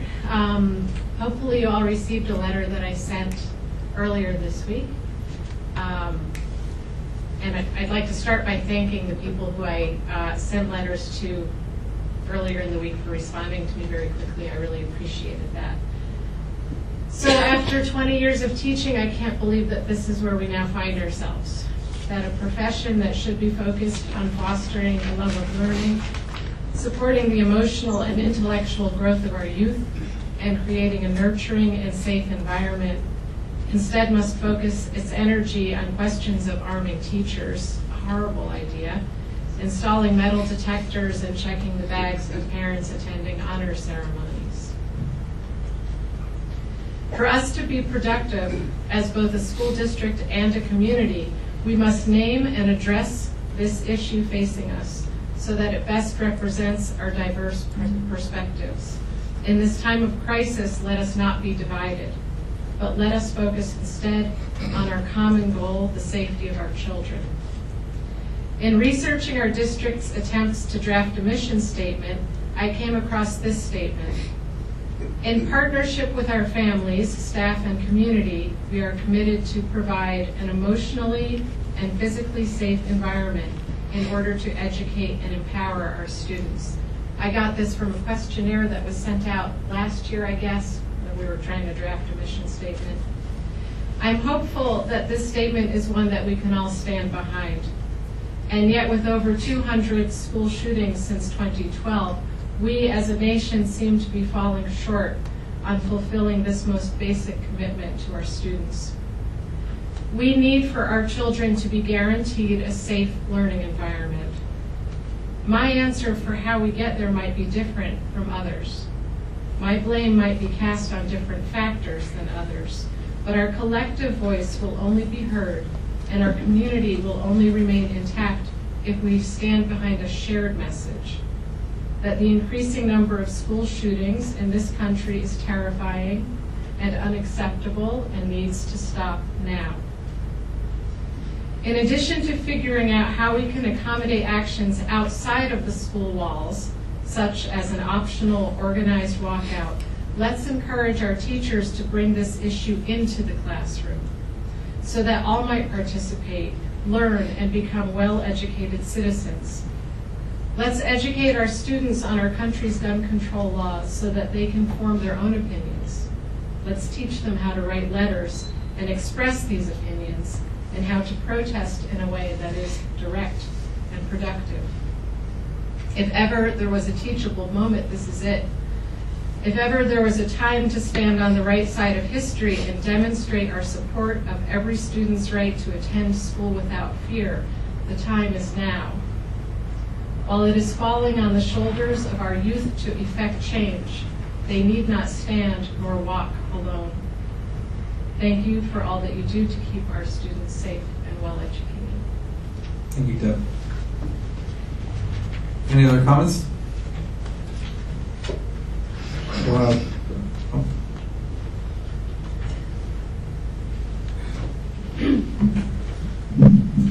Good evening, Michelle North, parents.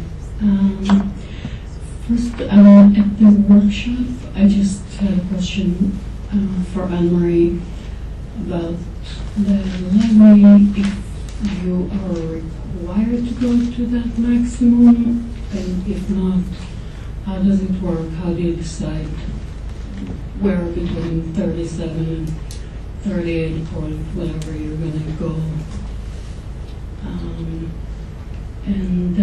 I guess I just had similar thoughts to both Deb and Dennis and about this moment, and similarly to Dennis, I also looked at what de Blasio was saying, and that looks like the Department of Education will also come up with some materials for middle and high schools that can be used for teaching about this.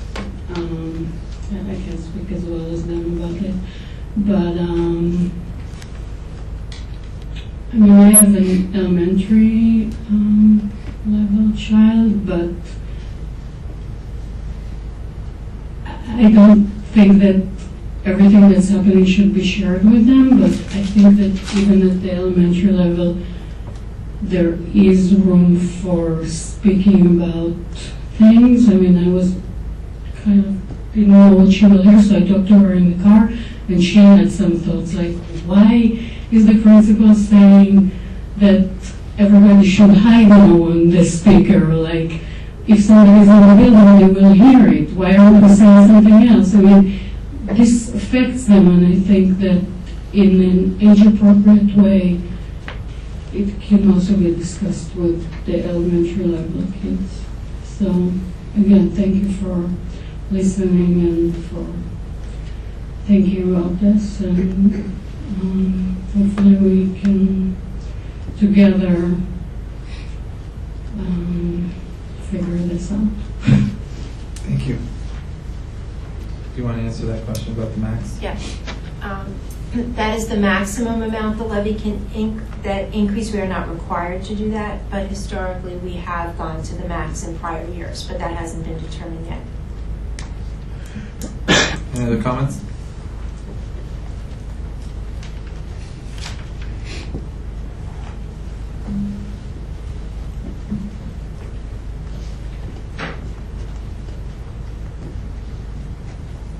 Hi, my name is Judith Vilk, and I'm the mother of a 6th grader. And I'm also grateful for the will and the interest in doing something about about our kids' safety at this time when it seems particularly urgent. But I want to say something that goes in a slightly different direction, thinking of why some of these kids become violent. And I know that this is not the school's responsibility, but I'm thinking that if we think in terms of both emotional and physical safety, that maybe we also need to think of how we can make our children feel that the school is really theirs, and that the school is here to protect them, and to feel that everybody in the school cares about what is going on with them and how they are feeling, and that maybe if we had a system that was less focused on a punishing way of achieving discipline, and was more focused on creating a different kind of environment for children, and on making all the kids feel that they are being cared for, maybe we would have less violence. Thank you. Thank you. Any other comments?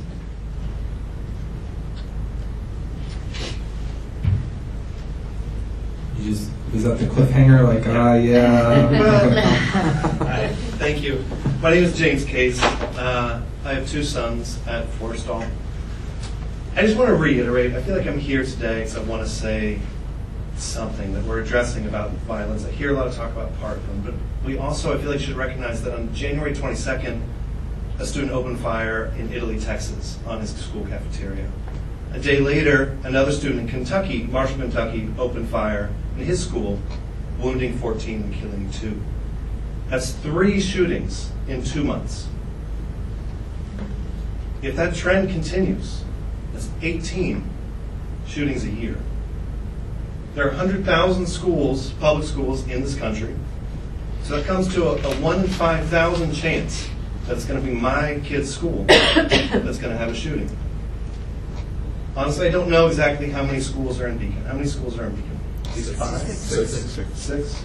That's a 1 in 1,000 chance that it's going to be in our district. Like, I think the urgency of this is not just the magnitude of the violence, but it's the frequency. And I think that I want to make sure that, you know, when we talk about these movements that the kids are doing, it's fantastic, and I want to make sure that we're supporting that and facilitating their extension of their First Amendment rights to bring attention to the urgency that this needs to be addressed. Because we can't necessarily do it all on this level, but I feel like involving them and all of us working together is essential. Because I'm scared. Like, I'm genuinely scared. A lot of the parents have been talking, especially with their young kids, of like, how do you talk to your kids? Should we talk to our kids? Are we just going to freak them out? Is that going to create their own trauma? And my initial instincts were to say, like, no, that's not going to be us. So we're going to freak them out more than anything else. But now I am scared. And I think maybe it's more reasonable for me to prepare them and say, like, no, if you see someone with a gun, you should run. And I have to talk to 9-year-olds about that, and it's serious. So I don't know. I just wanted to say that. Thank you. Thanks. Last call. All right, seeing none, we're going to go to Superintendent's report. Dr. Landau.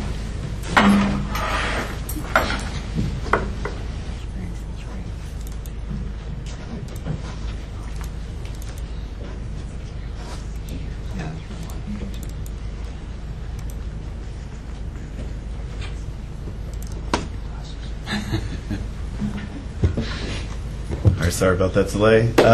So tonight I wanted to just take a couple of minutes to update the board and folks attending or watching about some things that we're doing to address some of the ongoing safety concerns that aren't really Beacon specific but just across our country.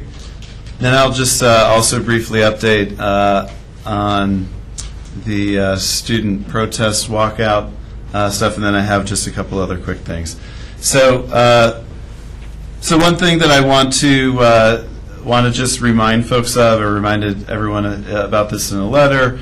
These used to be called safety teams. State changed the language to emergency response a few years ago. We have every building has one of these teams. We also have a district team, and so we started meeting at the beginning of the year. Honestly, this first half of the year, we meet just about every 6 weeks. We're moving that up to every 4 weeks. We have Beacon administrators on there. We have our high school principal, middle school principal, and the Glenham principal. We have members of the executive team, including myself. And then we have our chief of the fire department here in Beacon. We have our new chief from the Beacon Police Department. He brings somebody with him, and we had representatives from the town of Fishkill PD. These meetings last about an hour and a half to 2 hours, and what we do is we just go over our plans and procedures, and we look for areas to improve them, and we make a plan for how to do that. And so, we happen to have a meeting planned for last week on Wednesday. It was, great timing because we had a lot to process in there. And so these meetings are obviously closed meetings. They're not public. I've mentioned this before. We're not going to be broadcasting all of the changes that we do with our school emergency response plans because maybe for obvious reasons, we're not making that public. But what I will say about the drills, the state requires 12 a year. 8 evacuation drills and 4 lockdown drills. We decided as a team that we're going to be adding 2 additional lockdown drills. And we just want to make sure with those 2 extra drills that we're training our students to be prepared for kind of multiple contingencies. And so our principals, we met as a group this morning. We weren't able to meet last Thursday, but our principals met this morning just to make sure, we're all on the same page with that, and we start implementing that, and our principals, have their building-based teams to start that planning. So, again, I've said this a bunch of times, but we have great community partners. They all offer really good input into what we're doing as a district, and so there's really a high level of support for that here in Beacon.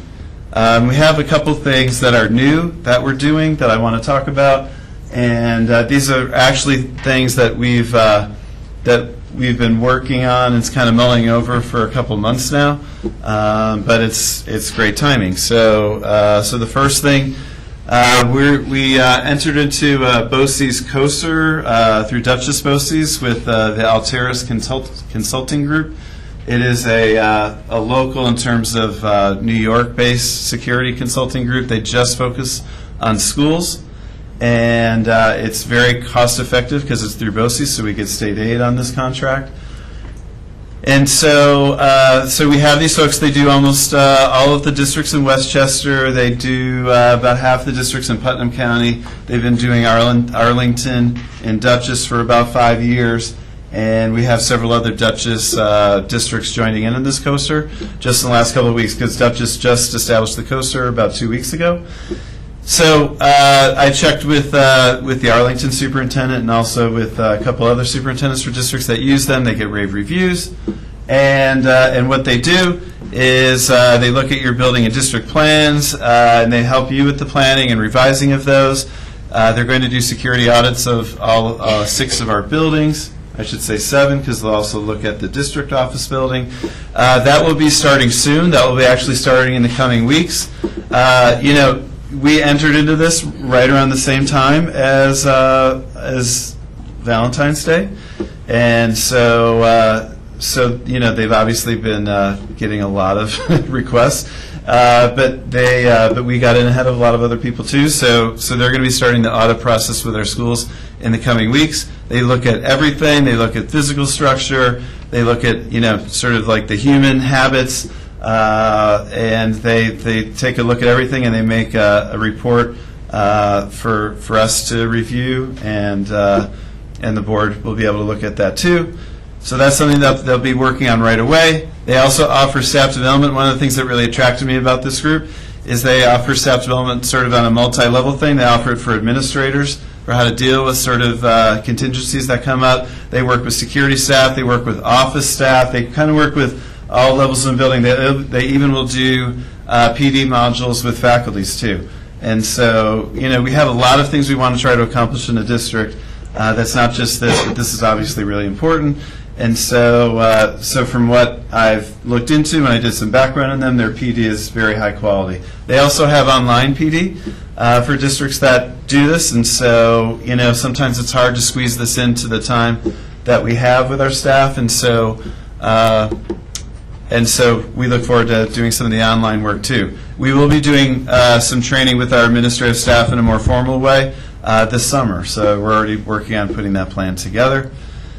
They come out, and when you do drills, they come out and evaluate how you do the drills, and so they won't come out every single time we do a drill because they have a lot of districts, but they will come at some point to each of our buildings to do an evaluation of how we do the drills. They offer kind of 24/7 consult, so when you have an issue that's kind of a more emergency-based, obviously, the initial thing is you're calling local law enforcement or fire to deal with the emergency, but they also are on call pretty much any time of the day to help talk you through how to move forward with a particular issue. And like I said, they offer training for also our building level emergency response teams, and they offer training which we will make use of for our district team too. So we entered into that COSER agreement, just a few weeks ago, and we're excited about it. And like I said, they have a lot of experience in this area of New York, and they are very school-based, which I also was attracted. That's pretty much all they work with. They understand how schools work. They understand the push and pull that we have. There's a lot of eloquent comments tonight, and it's hard group to follow, definitely in terms of trying to meet that eloquence, so I won't even try. But there's that push and pull in the district. Someone mentioned, the events that we have during the school day and the difficulties that we have when we have like a large number of parents come in to a district. And so we want to rely on our, new security consultants to help guide us through that a little bit. But one of the things that I found appealing about them is they also try to understand the district culture and the community culture and what we want, what we want to do as a community and district too. So we're excited to be entering into that. I'll be updating the board as we go, and also the public. And we talked about it as an administrator group today. So we're excited to start that up. Just a few other things that we're going to try to do. We have security staff already in our building. Each elementary school has 1. We have 4 at the middle school. We have 7 at the high school, and then 1 evening security person who works, nights like tonight when we have a board meeting or games, etc. And so a few of our security staff, we want to also add that they we're going to negotiate this with their unit, that they receive an additional stipend to provide liaison work with this new consultant group, with our local law enforcement, and also to do sort of more day-to-day supervision of security here in the district. So we're excited about working through that and starting that too. There's a really high level of detail with this work, and so we really need people who are attending to that every day to really help us grow, because honestly this is a learning process for all of us. I've said this a lot of times before, coming to Beacon from other districts. I was really impressed with the seriousness around security here, with the way principals really seriously deal with it, with the way our security staff does as well. But there's room for us to learn and grow. We think these outside consultants, and then also having some leadership within, with maybe a stipend or two from some of our own staff to help us through this in terms of kind of getting to the next level for building security. So we're excited to be moving forward with that. I mentioned the additional drills. So we're going to go, I already talked about it, but we're going to go beyond what the state is requiring in terms of lockdowns. And I get it. I'm a parent too. These are hard things to talk about. I think our teachers have gotten, over the years, really adept at talking with our students about it. And so I sort of have seen, I was reflecting the other day, my very first year as an administrator was the year of Columbine. And so across sort of the span of my career, I've seen obviously a lot of changes in this world too. And I've seen educators, principals, teachers, teaching assistants, all people in the building get a lot better over the years of talking about this with kids. So we're not just sort of raising the level of fear, and we're helping kids to feel, students to feel hopefully more empowered and more safe. But that's always something we can do better too. So in terms of empowerment, I just wanted to take a minute to talk about school walkouts. This is something, just to be very honest, that we as administrators, I'm not trying to speak for the group, but we'll say we as an administrative group are processing a lot right now. We're processing changes we need to implement over time in terms of security in our building.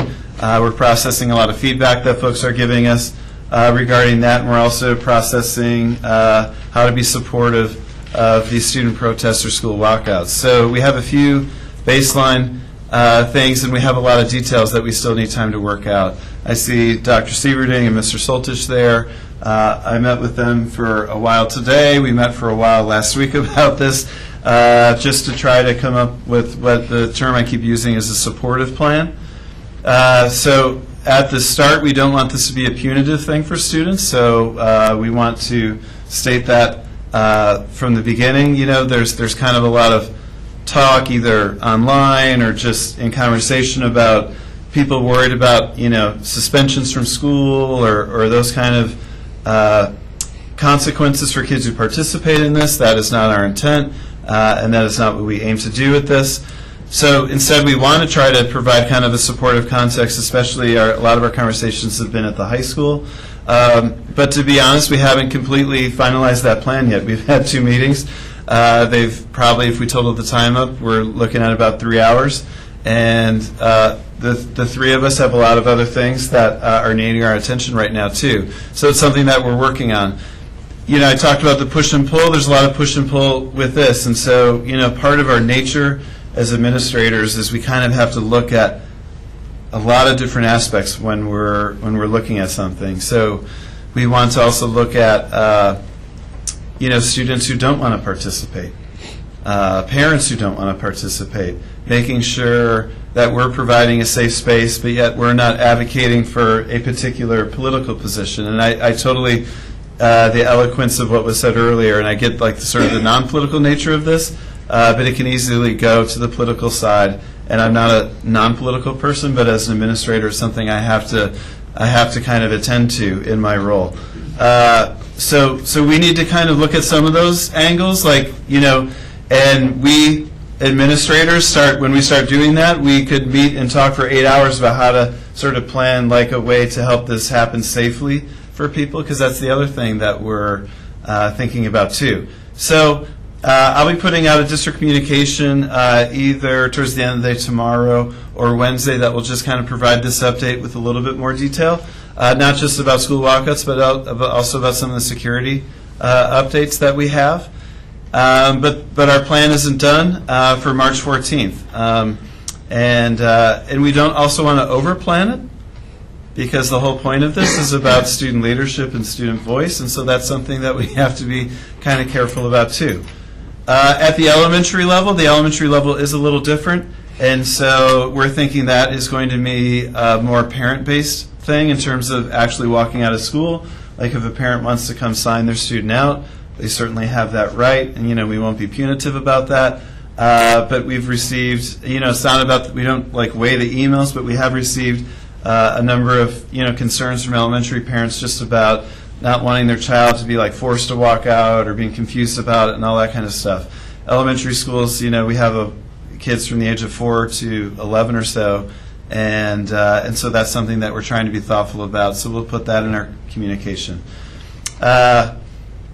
At the middle and high school, we're working through what it might look like, and we want kids to feel safe with either choice they make. And we're also thinking about, should there be some sort of safe in-school option, because we worry, not necessarily worried about specific threat about being outside, but we administrators are worriers, and so we start worrying about stuff like that. So we're working through it. We're having good conversations. I know Dr. Sieverding, you're talking with student leadership about this, and I think that's great. I had the great opportunity on Friday we had the Bright Star Theater. Unfortunately, we had to cancel the public performance of that, but we had the Bright Star Theater do a really wonderful play about Black history, and it was done for our upper elementary students, the entire middle school, and the entire high school, obviously in different sessions. But Dr. Sieverding had his entire high school together, and before he introduced the play, he talked a little bit just about what's on a lot of students' minds right now, and I was able to be there for that, and it was a really thoughtful way to frame it for the kids. He talked about things that I've been talking about. When we were in school, we prepared for tornado drills. You said that in your thing, and kids today, for really the last 20 years, have had to prepare for something completely different, and so there's a lot of anxiety with that. There's a lot of worry with that. We have to attend to some of that, or all of that, but we also want to attend and help students have voice on speaking out too. Brian, you had the same opportunity and did the same thing with your kids when you had your whole school together when the middle school had the play as well. So I appreciate the leadership at our secondary level. We're working through it. I know people kind of want what's exactly our plan right now. We just don't have it, but the one thing we can say is we're not seeking to be punitive about this, and we're trying to be supportive, but we're also trying to be supportive of all of the different ways students want to deal with this, and we very well may have a lot of students who don't want to participate too, and we have to be mindful of that. I just also want to say I really appreciate the public comment tonight. Every comment was very thoughtful about this, and it's really a time of national reflection. and the voices that spoke out tonight about it were very eloquent. So thank you all for speaking about that. Just a totally unrelated update. We have a calendar, a draft calendar, almost complete. I know that's on people's minds as well as they start thinking about next year. So we will be submitting the draft calendar to the board at the March 12th board meeting. We will be putting it online then too as a draft so people can see it and of course obviously give feedback. Like any school calendar, there's not a ton of wiggle room, but there's always things that we can do a little bit differently. But we'll be putting that draft out for the March 12th meeting.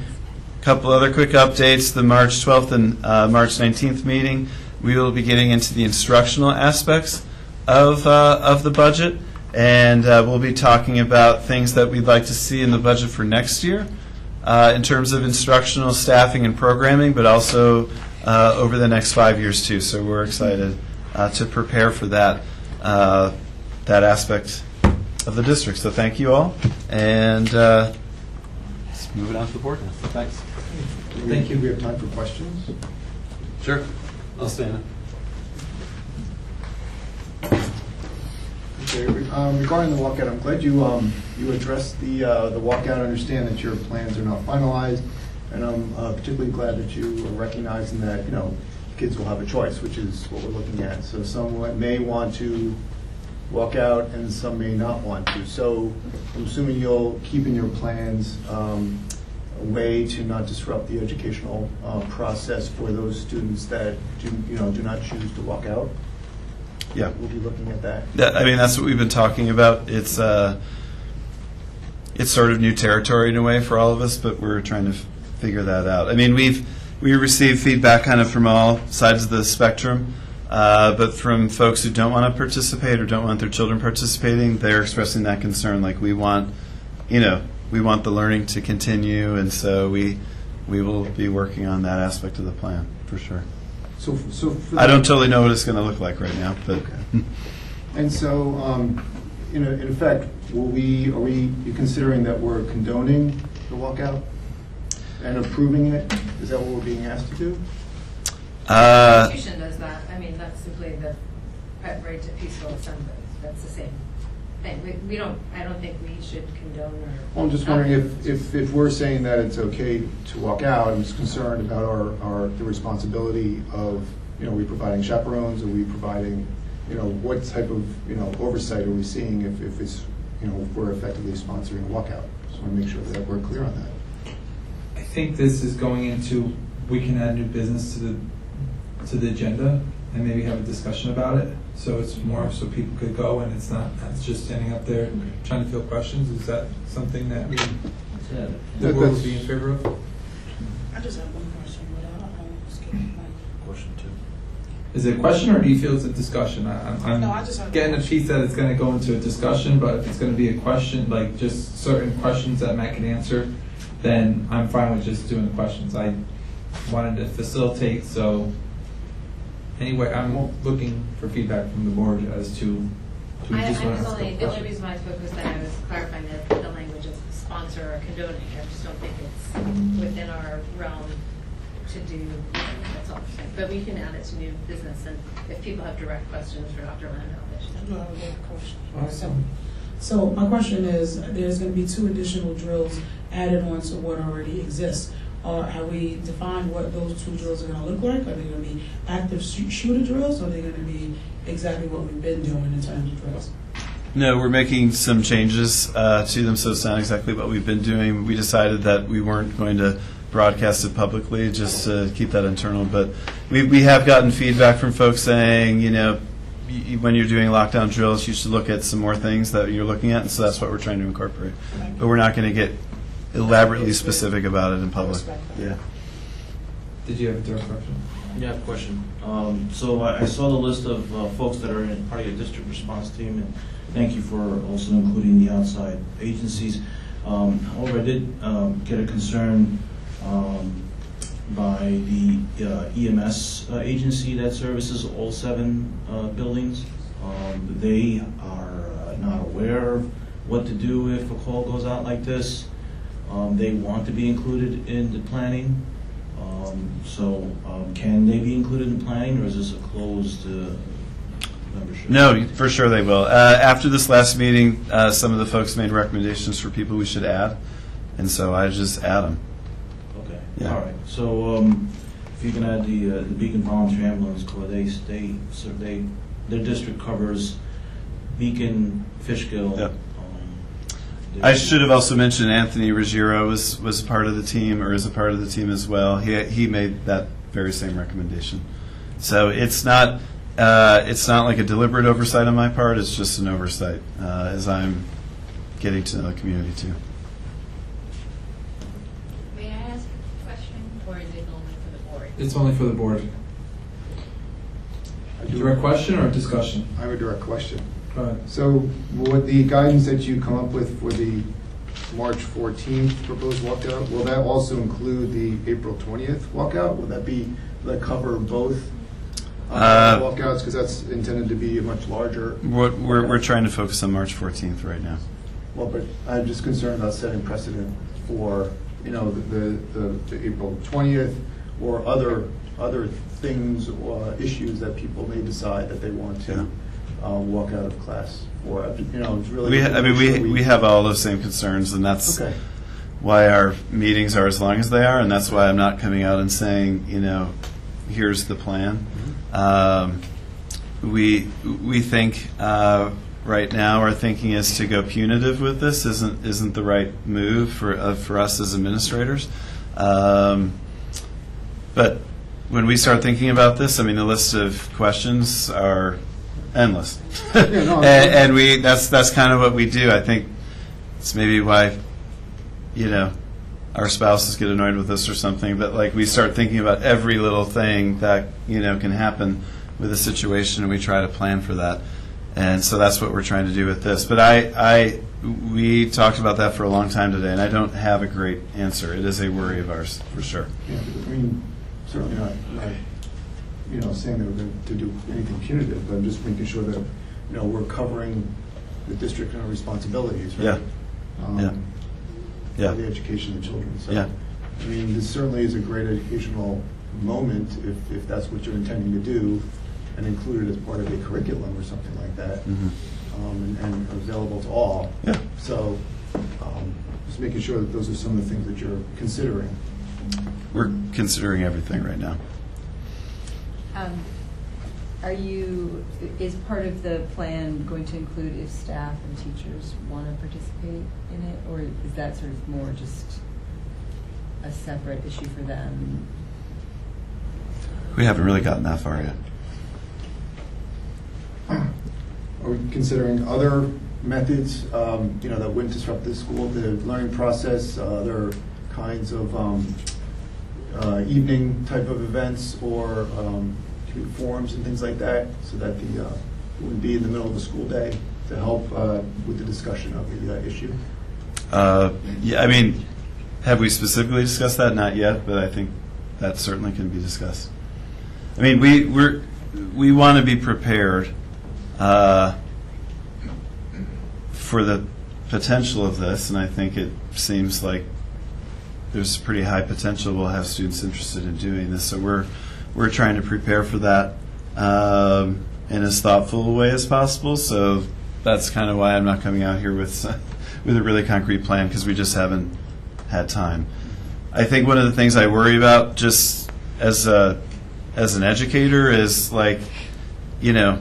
we lay out almost this very specific plan, and the kids have other things they want to attempt to do too, and so we're trying to sort through some of that right now as well. Will we have an opportunity to see your final plan before? Because our next meeting's on the 12th, right? This is the 14th. So will the board be able to see your plan? Sure. Before? Yeah. Where does everybody go for this for the walkout? These are questions we haven't totally answered yet. And then it just ties in, because if we're responsible for the children and they leave. Right now, Mike, they're in the planning phase, so they're pretty much trying to put all the possibilities together and then come up with what they believe is the best possible solution, including all of these components that you're bringing up. So I think that the answer is going to continue to be, we could use that thought that you just gave us. So if you have a bunch of those thoughts, maybe you should send them in an email to Dr. Landau, and in this way, while they're going through them, they could actually utilize some of those thoughts to probably trigger whatever plan that they're thinking about. You know what I mean? Because I don't think there is a plan right now. This is not something that we really have been doing. Well, if the students are actually the ones who are leading this, which is what it seems to be, you can go to their website, which is Never Again, and that's where students are across the country are organizing with each other. So if you want some insight into what they're doing, because I think we could plan whatever, but they're going to do what they're going to do. Okay, I'm just trying to raise up some of the questions as far as oversight of the children, because they're at school, right? And at school, and they're leaving school. So how making sure that they're all safe and know where they're going, or how or when they're coming back. So I just want to make sure that's being accounted for. I think Dr. Landau would love to have those answers. I think any parent wants to have those answers. But if you go to that website, and if teenagers are planning this, they're planning it. Like, this is what they're going to get their instructions from their peer group on this website. And I think we're planning on keeping them safe, but in reading that website, what they're saying is they don't feel safe, so they're doing this to bring attention to something that makes them feel unsafe. I got that, but the district is responsible for their safety during the school day, right? Unless they have a note and are legally excused, right? So I just want to make sure that those are some of the considerations in the plan. That's why I'm raising them up. Maybe I'm doing a little slowly and as Dr. Sieberding and Brian Soltich is sorry. So I think he's saying that safety is the key, whether they stay, whether they go, where they're going to be. So I think that safety is the key. However, you're asking for a description of a plan that really is in the process of development. So when you have something in the process of development, I think it is best to share your ideas and concepts so that you get that out there, so that you given all you can give to make sure that they understand what your position is, you know? Right, I think asking that now, you're just going to keep getting the same answer, which is, yeah, we should add that. Like, how much more we should add? Maybe my method of delivery is not great, but it is a public concern, I'm sure, and so I'm raising it up in public forum and asking to make sure it's being considered and making sure that, obviously, that our procedures and policies are being followed in development of that we have set in place. So. We spent about an hour and a half just on one of those today. Like, we just need more time. So, but they're all good issues. I was either bringing up some of these today, or Brian was, or John was. Like, we're just hashing this out, and we also need to talk more to the students about some of the things they're thinking, and But I shouldn't admit this, but I got in an argument with my wife about these very same things. I was playing your role, Mike. And she was like, what about the protest? And I think sometimes she doesn't like being married to a school administrator. Maybe I'll just end right there. Don't tell her about the meeting. And we have to think about all these things too. So we were talking about these things today. Like that is our number one priority. We also want to honor this historic moment and try to figure out a way to support it so that we're navigating it. And we will share planning, in all the best ways we can. Okay. I appreciate the responses. May I have Dr. Sieberding say something as part of my superintendent's report? Absolutely. One of the things that we talked about. Can you just come down to the mic so that people are being recorded?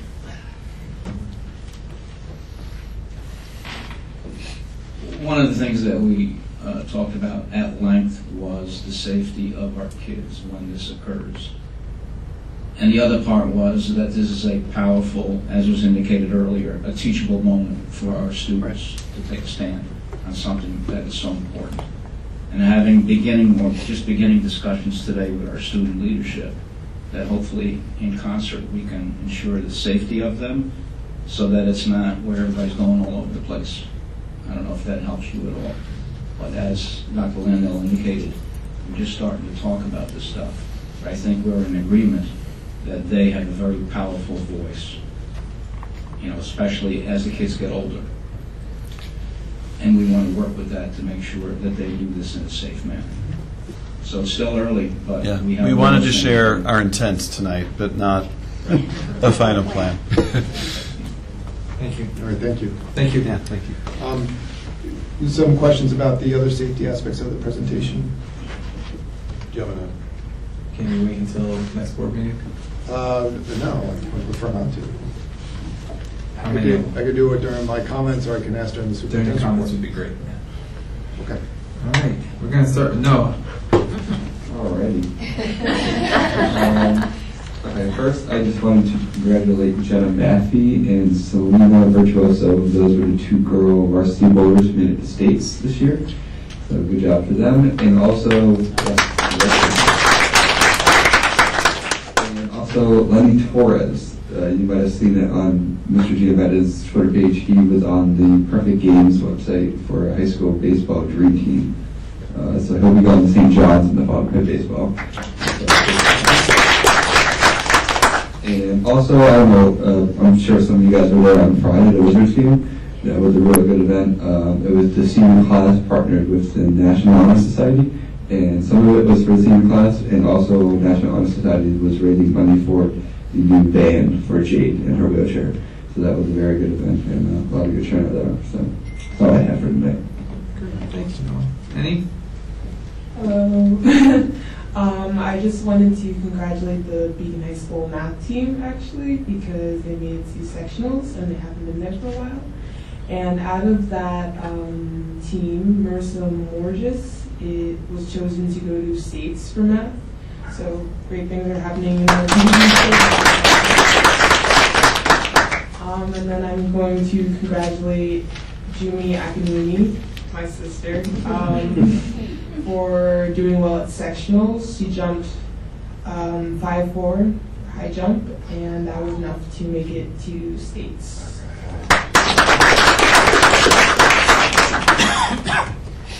Great job. Thank you very much. Mike? I wanted to make sure they got in there. They've been waiting patiently, and I wanted to make sure they had their voice. No, I appreciate it. That's excellent. I'm glad to hear about the math team, because we frequently hear about sports teams, but for the math team, that's excellent. Being an engineer myself, so I like that. So quickly, Facilities and Operations Committee meeting is tomorrow, February 27th at 7 p.m.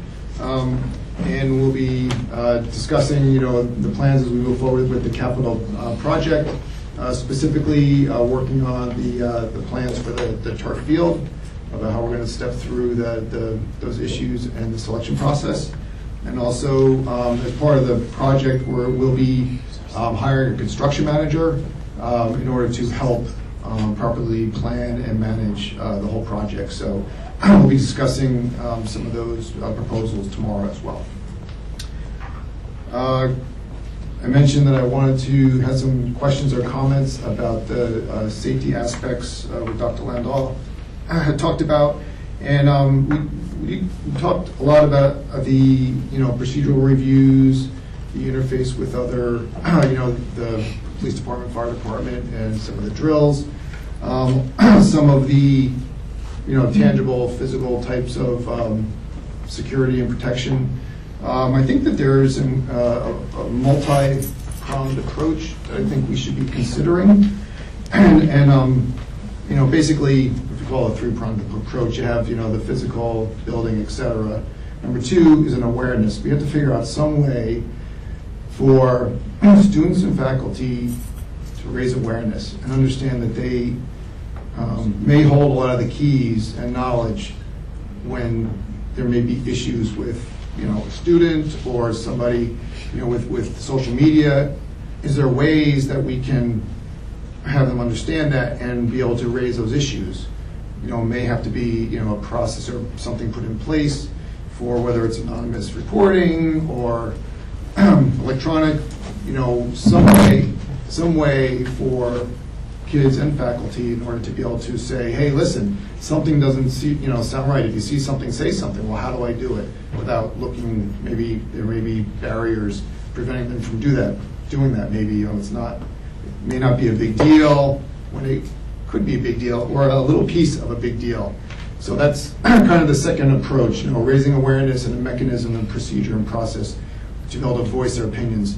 And the third is I would say, is the resources to be able to handle whether it's recognized issues of students having issues, or some of these things that we have the facilities and the resources, whether it be mental health professionals or social workers, whatever we need in our schools in order to be able to understand issues that some kids are going through, develop plans in order for the school to be able to help resolve those issues and not let them build up and just move the person around.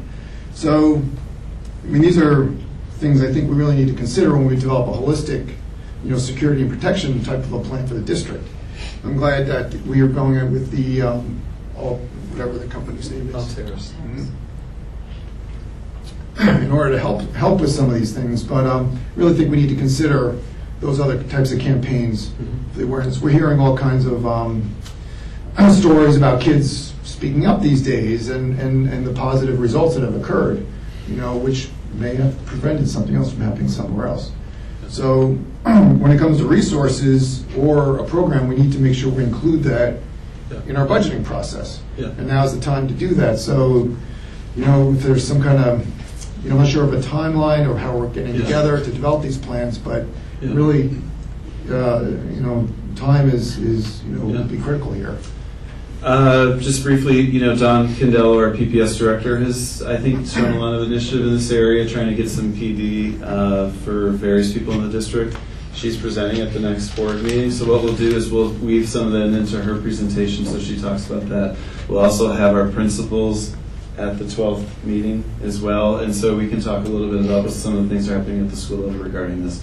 So we have some things that we've begun to do, and I think you're exactly right. That is, a very, very crucial part to this whole thing. So. I know we've had the discussions before, but raising the question or discussion again about SROs.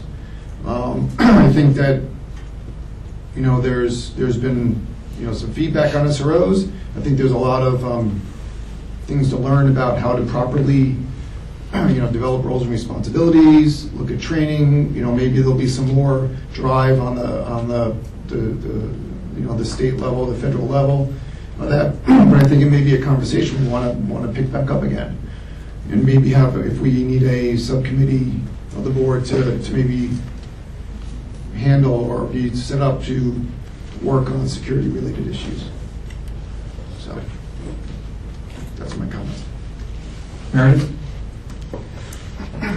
Just to piggyback a little bit on what you're saying, Mike, at the curriculum committee meetings, social emotional wellness has come up a lot, and definitely this event made that all the more clear that needs to be a district priority, a nationwide priority. So I do think we've talked about it a little bit at the curriculum committee. We started to at the last meeting, but maybe I don't know if we can somehow. No one even really knows what that means, is sort of what I am starting to understand, that's a buzzword, and it's, I think what I get from it is you're working these things into the curriculum, that the way that we're teaching our kids has this element that also makes them healthy human beings that can relate well to each other. And so I do think that it's a subtle thing, and I don't know exactly how we build that into our curriculum, but I think that that should be a priority and a very something that is clearer than just using the buzzword. How we're doing that, how we're making that happen for our students. Meredith, can I ask a question about the curriculum committee? Because the July 2018 the mental health curriculum is going to be required for all schools to implement in New York State, and has that been talked about, like how it's going to be? It has not been talked about. No, I mean I feel like the mission of the curriculum committee is beginning to shift a little bit. Last year we spent a lot of time creating a rubric, how to look at new course offerings at mostly at the high school, because that at the lower levels, that's more done by Eric and Cecilia. It's not so teacher-driven. So that system has been put in place. We have added, I think, 6 or 7 new classes at the high school this year. But I think that we need to look at how that's working a little bit, because we end up spending a lot of time going over these new courses and not really getting to sort of these bigger conversations and how the curriculum needs to change in general. So that is not something we've discussed at all. Well, it's going to be a new curriculum, so maybe you can ask when you're at the curriculum committee as to how does this district plan on going. Yeah, I'll email Cecilia beforehand so we can maybe put it on the agenda. So, I'm sorry, you said something. No, I'm glad you brought it up. I mean, I think in general, when I think of the curriculum committee, I do think we need to be making room for these bigger conversations of just how are we approaching our curriculum. And I think those conversations are happening through other committees at other levels. Like Eric has brought up, the way when Eric did his presentation, talked about how they're looking at the elementary level ELA and working through that and sort of building that curriculum to be stronger and more the same. Sorry, my words are not coming easily tonight. Across all 4 elementary schools, I think those are really important conversations, and they sort of bring up these bigger ideas and what do we want to add in and where. So I think I'm hoping we can kind of move more in that direction. We did just have a curriculum committee meeting, and there we approved we approved one new course, or one course upgrade, which was statistics. That's a DCC course, and that hasn't been updated for like 20 years. So in order to keep it credit bearing for students that take it, we approved this update. And then pending a little more information about equipment needs and stuff, there will be a new guitar class offered at the high school. And the next curriculum committee meeting is, I'm actually not sure because it just changed and I don't have my board email on my phone. So, and just one more thing to say about the school shootings and the student response. I think that we have the law, we have all of these things that we need to follow. I think what I'm hearing from you, Matt, is great, that everyone's trying to take all of this in, support students on both sides, not push students to want to walk out if they don't want to walk out, but to give them the space to do it. And I think we're a little bit behind in that in general because we don't have a school newspaper and things like that would already kind of help students with that voice. So so I appreciate all the thought that's going into this now. I think that it will pay off, not just for this issue, but for other issues as well. And then the last thing I wanted to say was that I'm still talking with the Chevron people about how we're going to require a certain cost per pupil calculation, and I'm supposed to talk to them this week. I'm still hoping to hand this off to our lawyers, but they won't let me do that yet, so I'll keep you posted. All right. Thank you. Anthony? Good evening. I want to echo Corey's thanks to the Harlem Wizards and all the organizers and the volunteers that made the game possible. A lot of fun was had by all. I got dunked on, and but it's all for the kids. I also want to thank Matt and his team for taking the initiative on the issue that has been going on throughout the country. To answer Lori's challenge, as no surprise to her, I'm a glutton for punishment. So I work in my personal capacity to address the root cause. I prefer to address the root of the problem. I don't like to band-aid or duct tape the problem. I do commend the district in training some of the staff at the last Superintendent's Day in the mental health first aid. which includes de-escalation techniques as well as other warning signs to look at. I also like the conversations that we're having in terms of probation versus expulsion, restorative justice, and other efforts here in the school. So, so we are. I think we're slowly getting to try to bring the big picture down to more realistic practice. And this is a tough climb, but I would like to see if we can have a conversation on how to bridge the gap between what the school can provide in terms of mental health and what are the unmet needs of the students at home. In terms of the SRO, I'm not still convinced that that's a long-term remedy, and the board has received a letter from the NAACP regarding their concerns and the pitfalls of an SRO. So I don't feel that is a long-term solution. The Technology Meet Committee will meet on Tuesday, March 6th at 4 p.m. The Diversity Committee will meet on Thursday, March 8th at 8:15 p.m. And I wanted to ask a question of whether we can have a group email for the Board of Education to make it easier to reach the entire board with just one email address. Yes.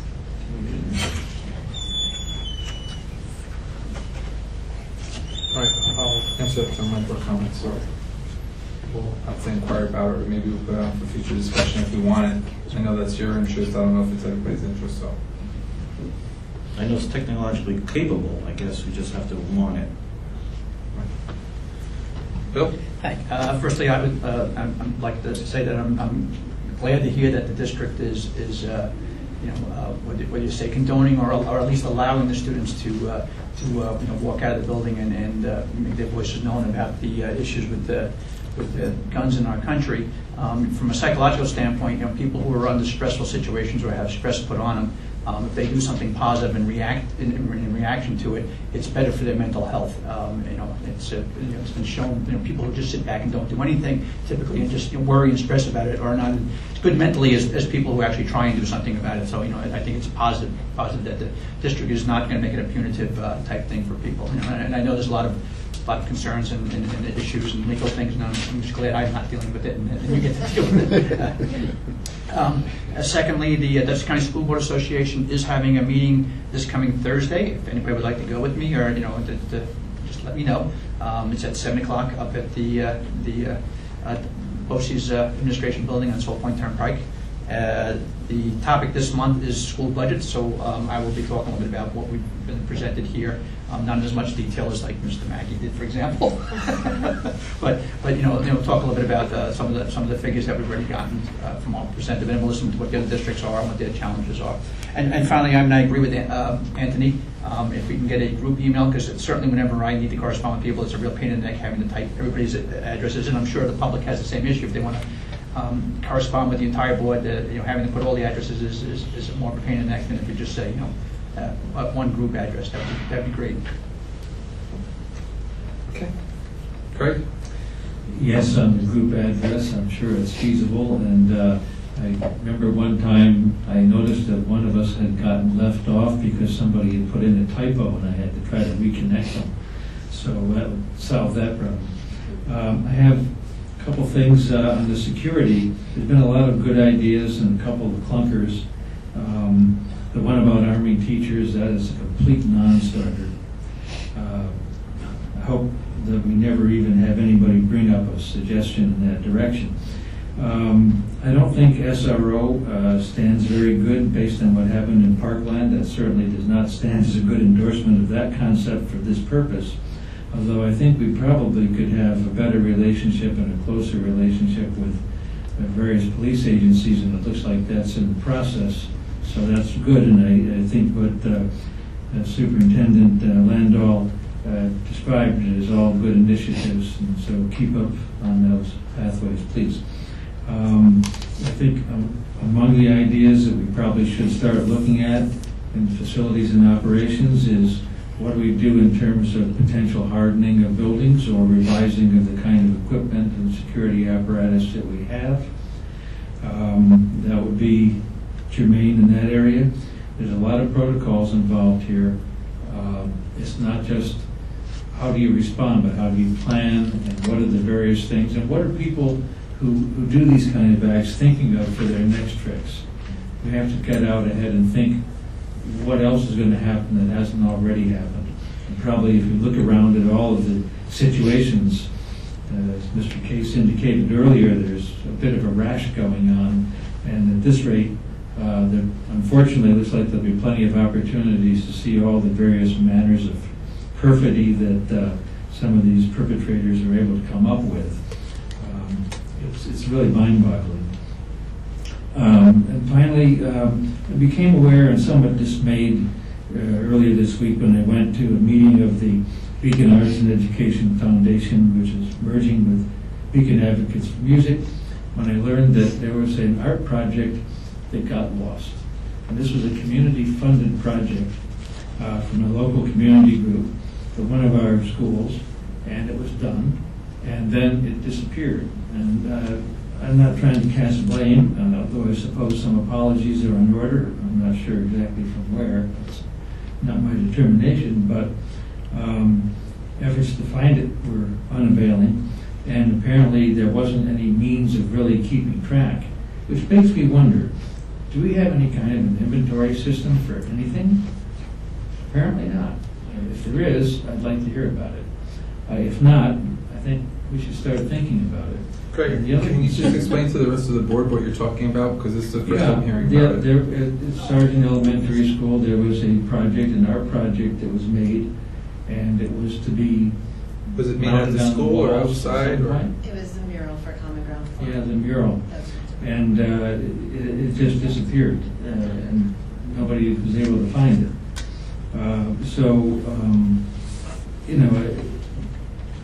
This was a community group that paid money to help make this happen. It was a benefit for the students, and I think we need to show a lot of respect for when that occurs, when somebody raises money and does a fundraiser and goes out and works hard for nothing, and then it comes to something that is over and done with and gone, but it was intended to be something that would be kept and mounted and displayed and be in addition to the district's art collection, essentially.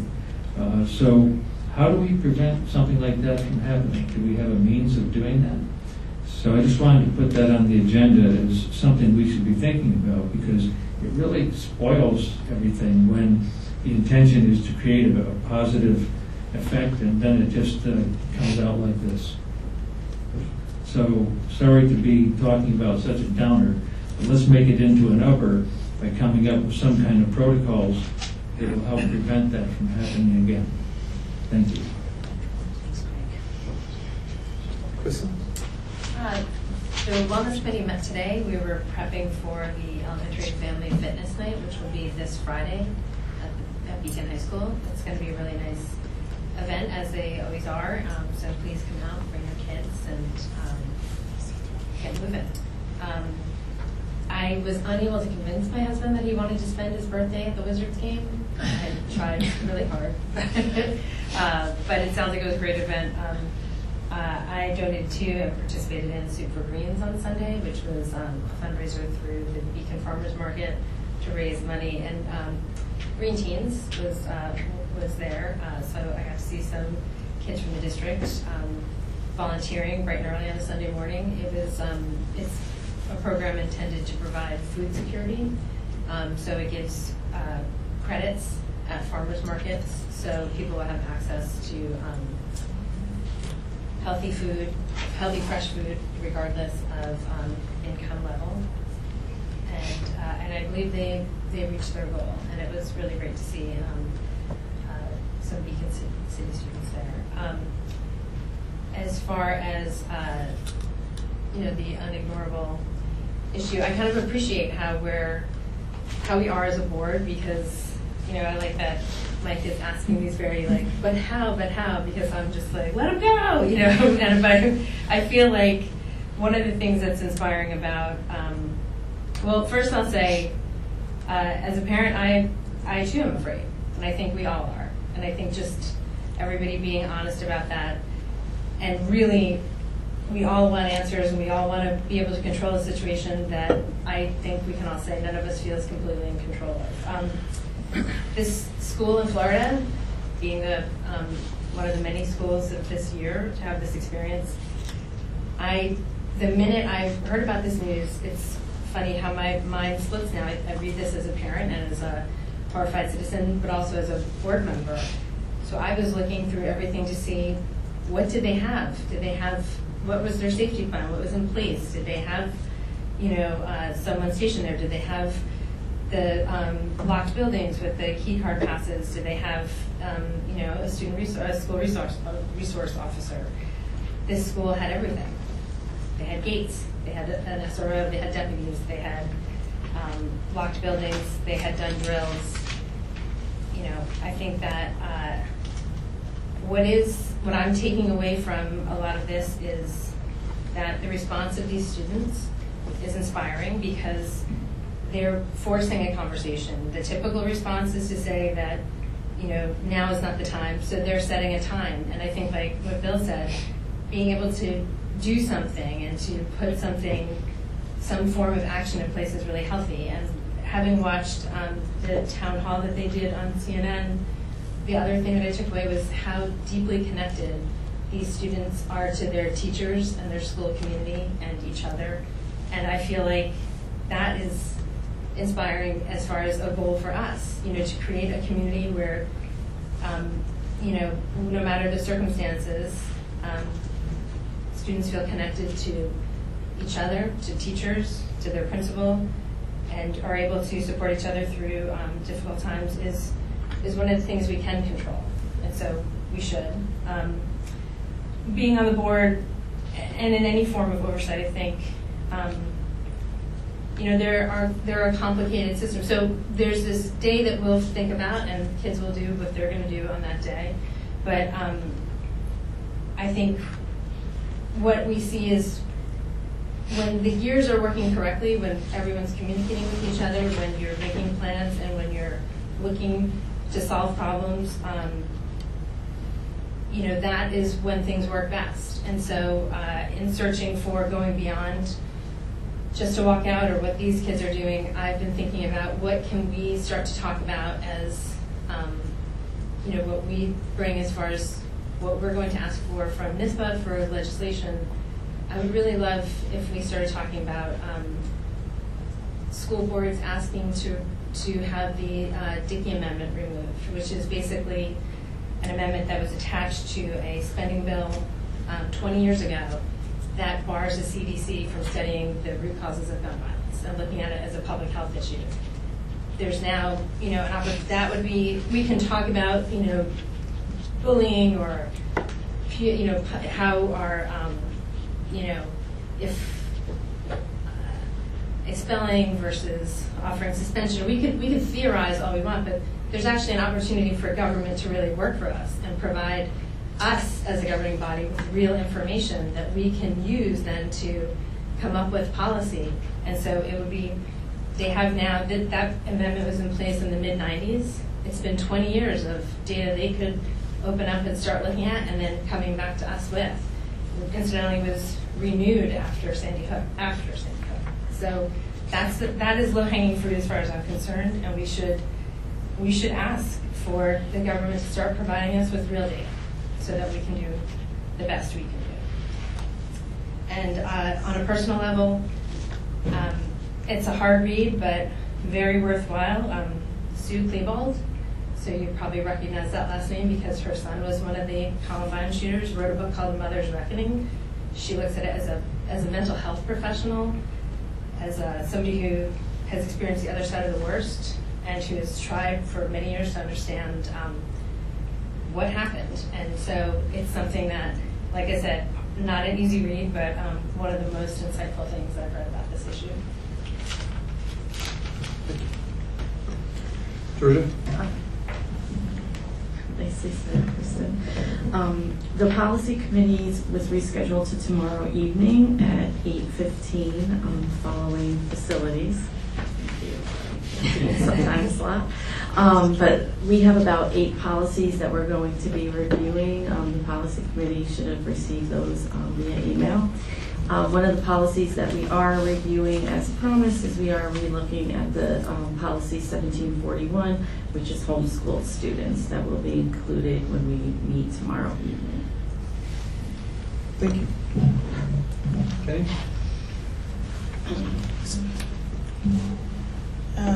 So the Public Relations Committee met, and we are, I'm going to say that, I have to say that I'm excited about where the Public Relations Committee is actually going. I think that there's more information that I could ever have imagined coming out of the school district, so that's important to me.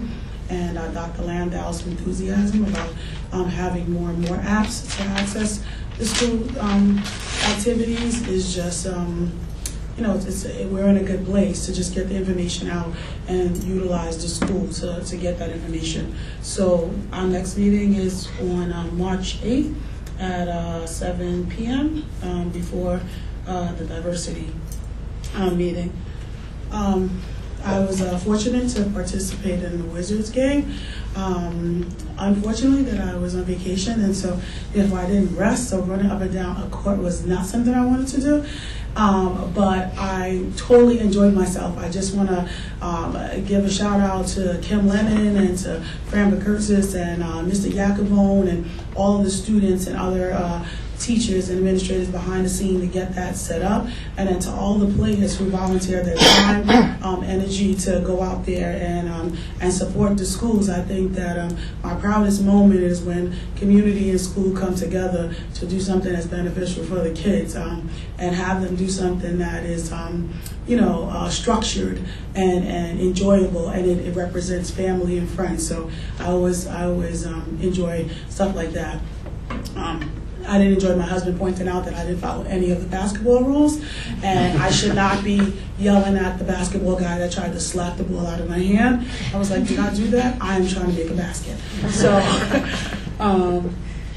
I know that with all the pressing issues that are happening in the district, I am a stickler on just trying to stay on track with the things that I know that I want to happen and see for the kids, because I think that when kids are actively engaged, it just helps them separate themselves from things that are negative. So I'm just going to mention Naviance and, see if I could send an email. I'll remind myself to send that, to get an update on Naviance, to get an update on Grow Your Own, to get an update on where we are with finding out where the programs are at the high school level, after school programs, so that we can actually start introducing programs to the students that the students may want to participate in. Either we have to add or shift things around. I know that NOAA said that they were doing some type of survey, right? So I think that is coming.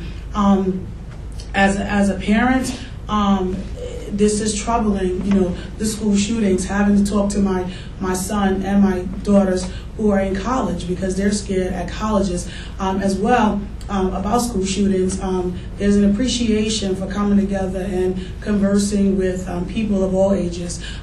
So I started a youth group a year ago, and I had a conversation with children ages 9 to 17 this past Saturday, and 16 children showed up. And the most profound things came from 9-year-old students, and all they want is safety, and they want to understand what to do, and those kids in particular want people to tell them where to go and not the whys. And so I was stunned by the depth of the conversations that I had with those kids for the 2 hours that I was there with them, and I left saying to myself that we definitely are living in a different world, and so we are more alike in more ways than we can imagine, rather than the differences that exist. So I think that we need to bind together. I think we need to ask those questions, Mike.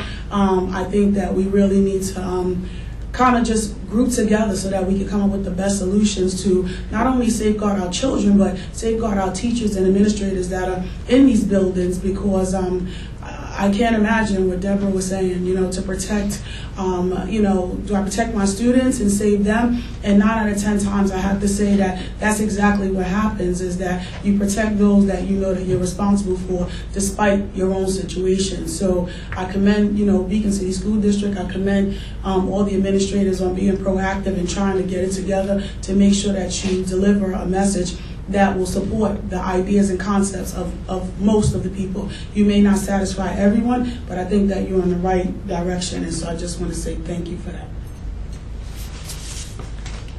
All right. I just have an update for the board retreat. I know I spoke to Skip and he spoke to Meredith, and he's asking to speak as a conference call to 2 of the board members. So is there anybody that's willing to do a conference call? Kristen and Mike volunteering? Sure, we can find time. Yeah, we'll do it. Can we talk about Skip and the offer a little bit before Sure. So in my conversation with, I didn't know if this was should happen. You can take my board comments, it's right. Go right ahead. Well, he sounds really nice.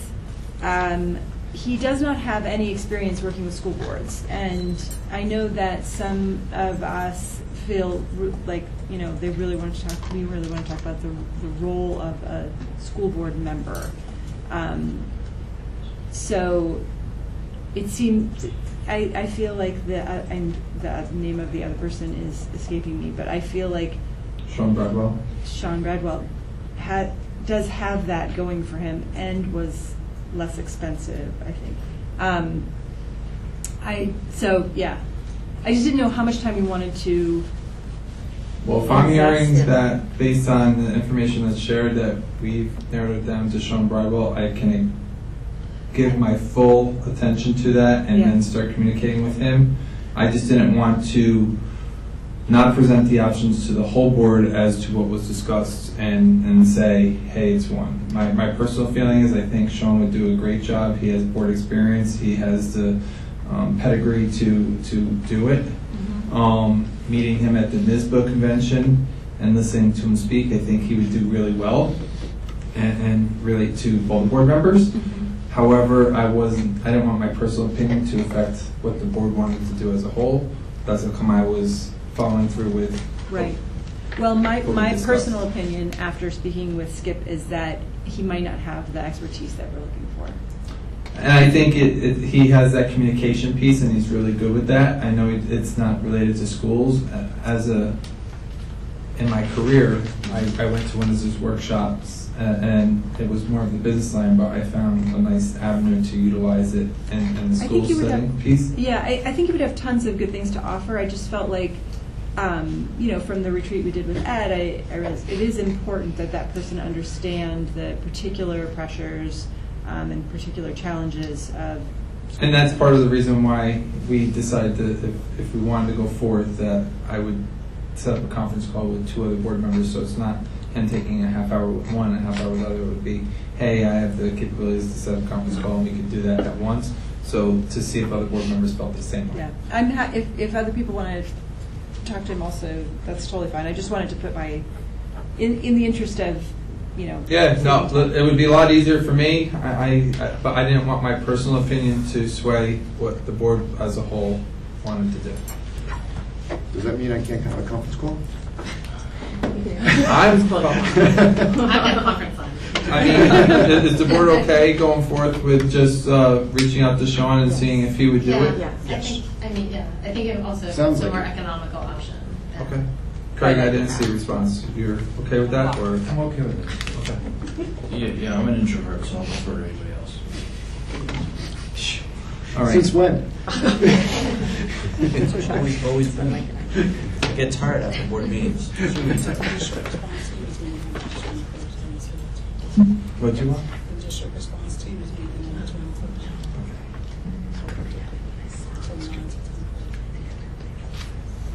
Okay. All right. Since Meredith took my board comments, I'll just go right into Sorry to the steal your thunder there. No, it's okay.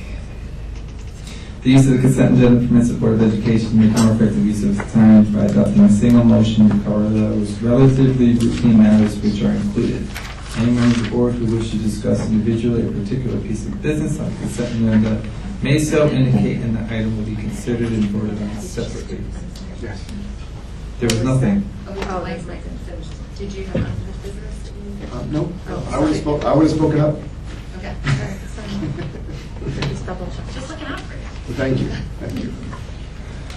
May so indicate, and those items will be considered and voted on separately, thus preserving the right of all board members to be heard on any issue. Is there any item on the consent agenda that board member would like to be pulled? 12.02.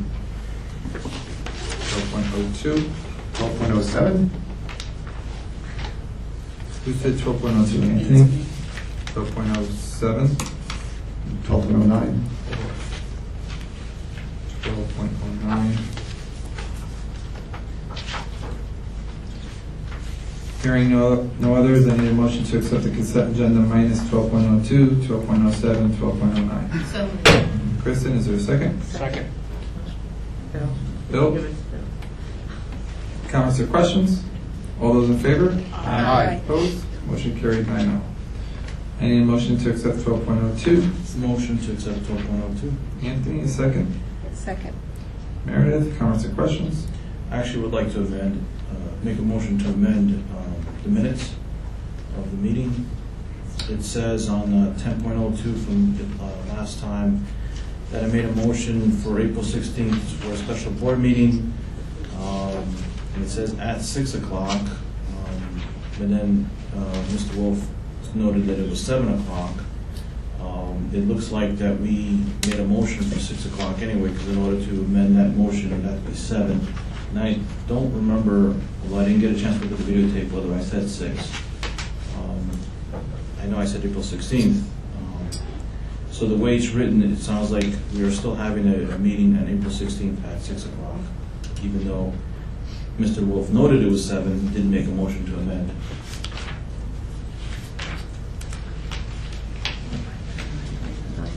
Does anybody have any problems with amending the minutes? So I need a second to my motion to amend. Yeah, I was getting there, right? I need a motion to accept the amendment to the minutes. So moved. Kristen, is there a second? Second. Anthony, all those in favor? Aye. Aye. Opposed? Motion carried 9-0. I need a motion to accept the amended minutes of 12.02. Second. I mean first. So moved. Right, so moved. So moved. Second? Second. All those in favor? Aye. Opposed? Motion carried 9-0. I need a motion to accept 12.07.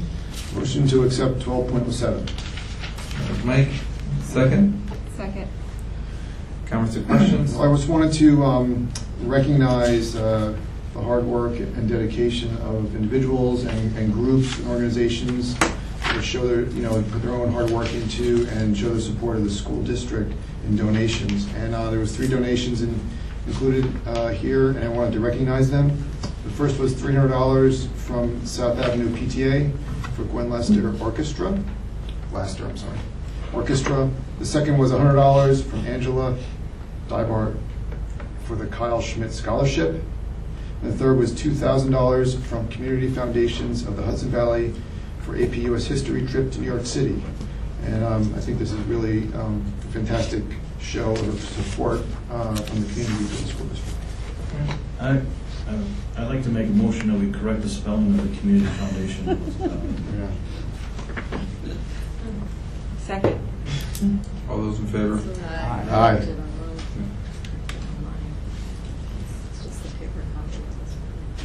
I need a motion,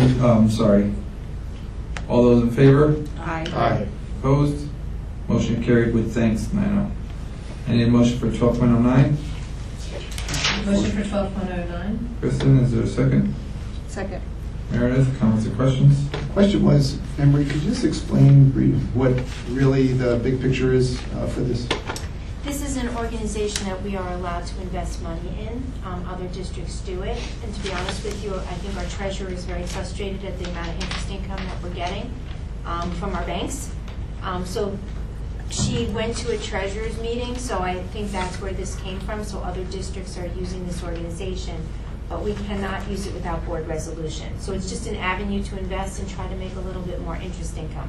In a time where interest rates are low, we keep most of our monies mainly in M&T, and usually when we ask them, they compete, but for right now, they're not able to do that. So this is just another avenue. It wouldn't be all of the money, obviously, because we need to have it, in a checking account, but it's kind of a way just to kind of build up our other revenue. Good. Okay, so that's really what that is. Okay, thank you. Okay. Question. I don't know the organization, but it seems like it's affiliated with the Board Administrators Association or something like that. But there's very little flexibility that school districts have in investing money because we're not supposed to be making money. So there's only certain organizations outside of a bank that we could do. So we're not going to make a fortune, but we are going to be a little bit more aggressive in bringing in some income. Should we? So it's only the savings account, not the checking account, or something like that? It's not even going to be all of the savings or the checking. It's going to be just an amount. Our treasurer is awesome about making sure that she puts money and she has enough money to pay the bills. This will just be an avenue of trying to generate interest. Should we also switch whatever's left from M&T to what's about credit union or something? M&T is our bank. They also take care of our lockbox for our tax revenue, so I really don't want to transfer Something things you from do at the there. beginning of each year. Exactly, it's on the Right. reorg meeting Right, that so we set the bank. We usually, once we decide on it, that's it for the year. All those in favor? Aye. Opposed? Motion carried 9-0. I need a motion to adjourn to executive session, discuss employment issue with a particular individual. So moved. Second. And the board is not expected to take action after executive session.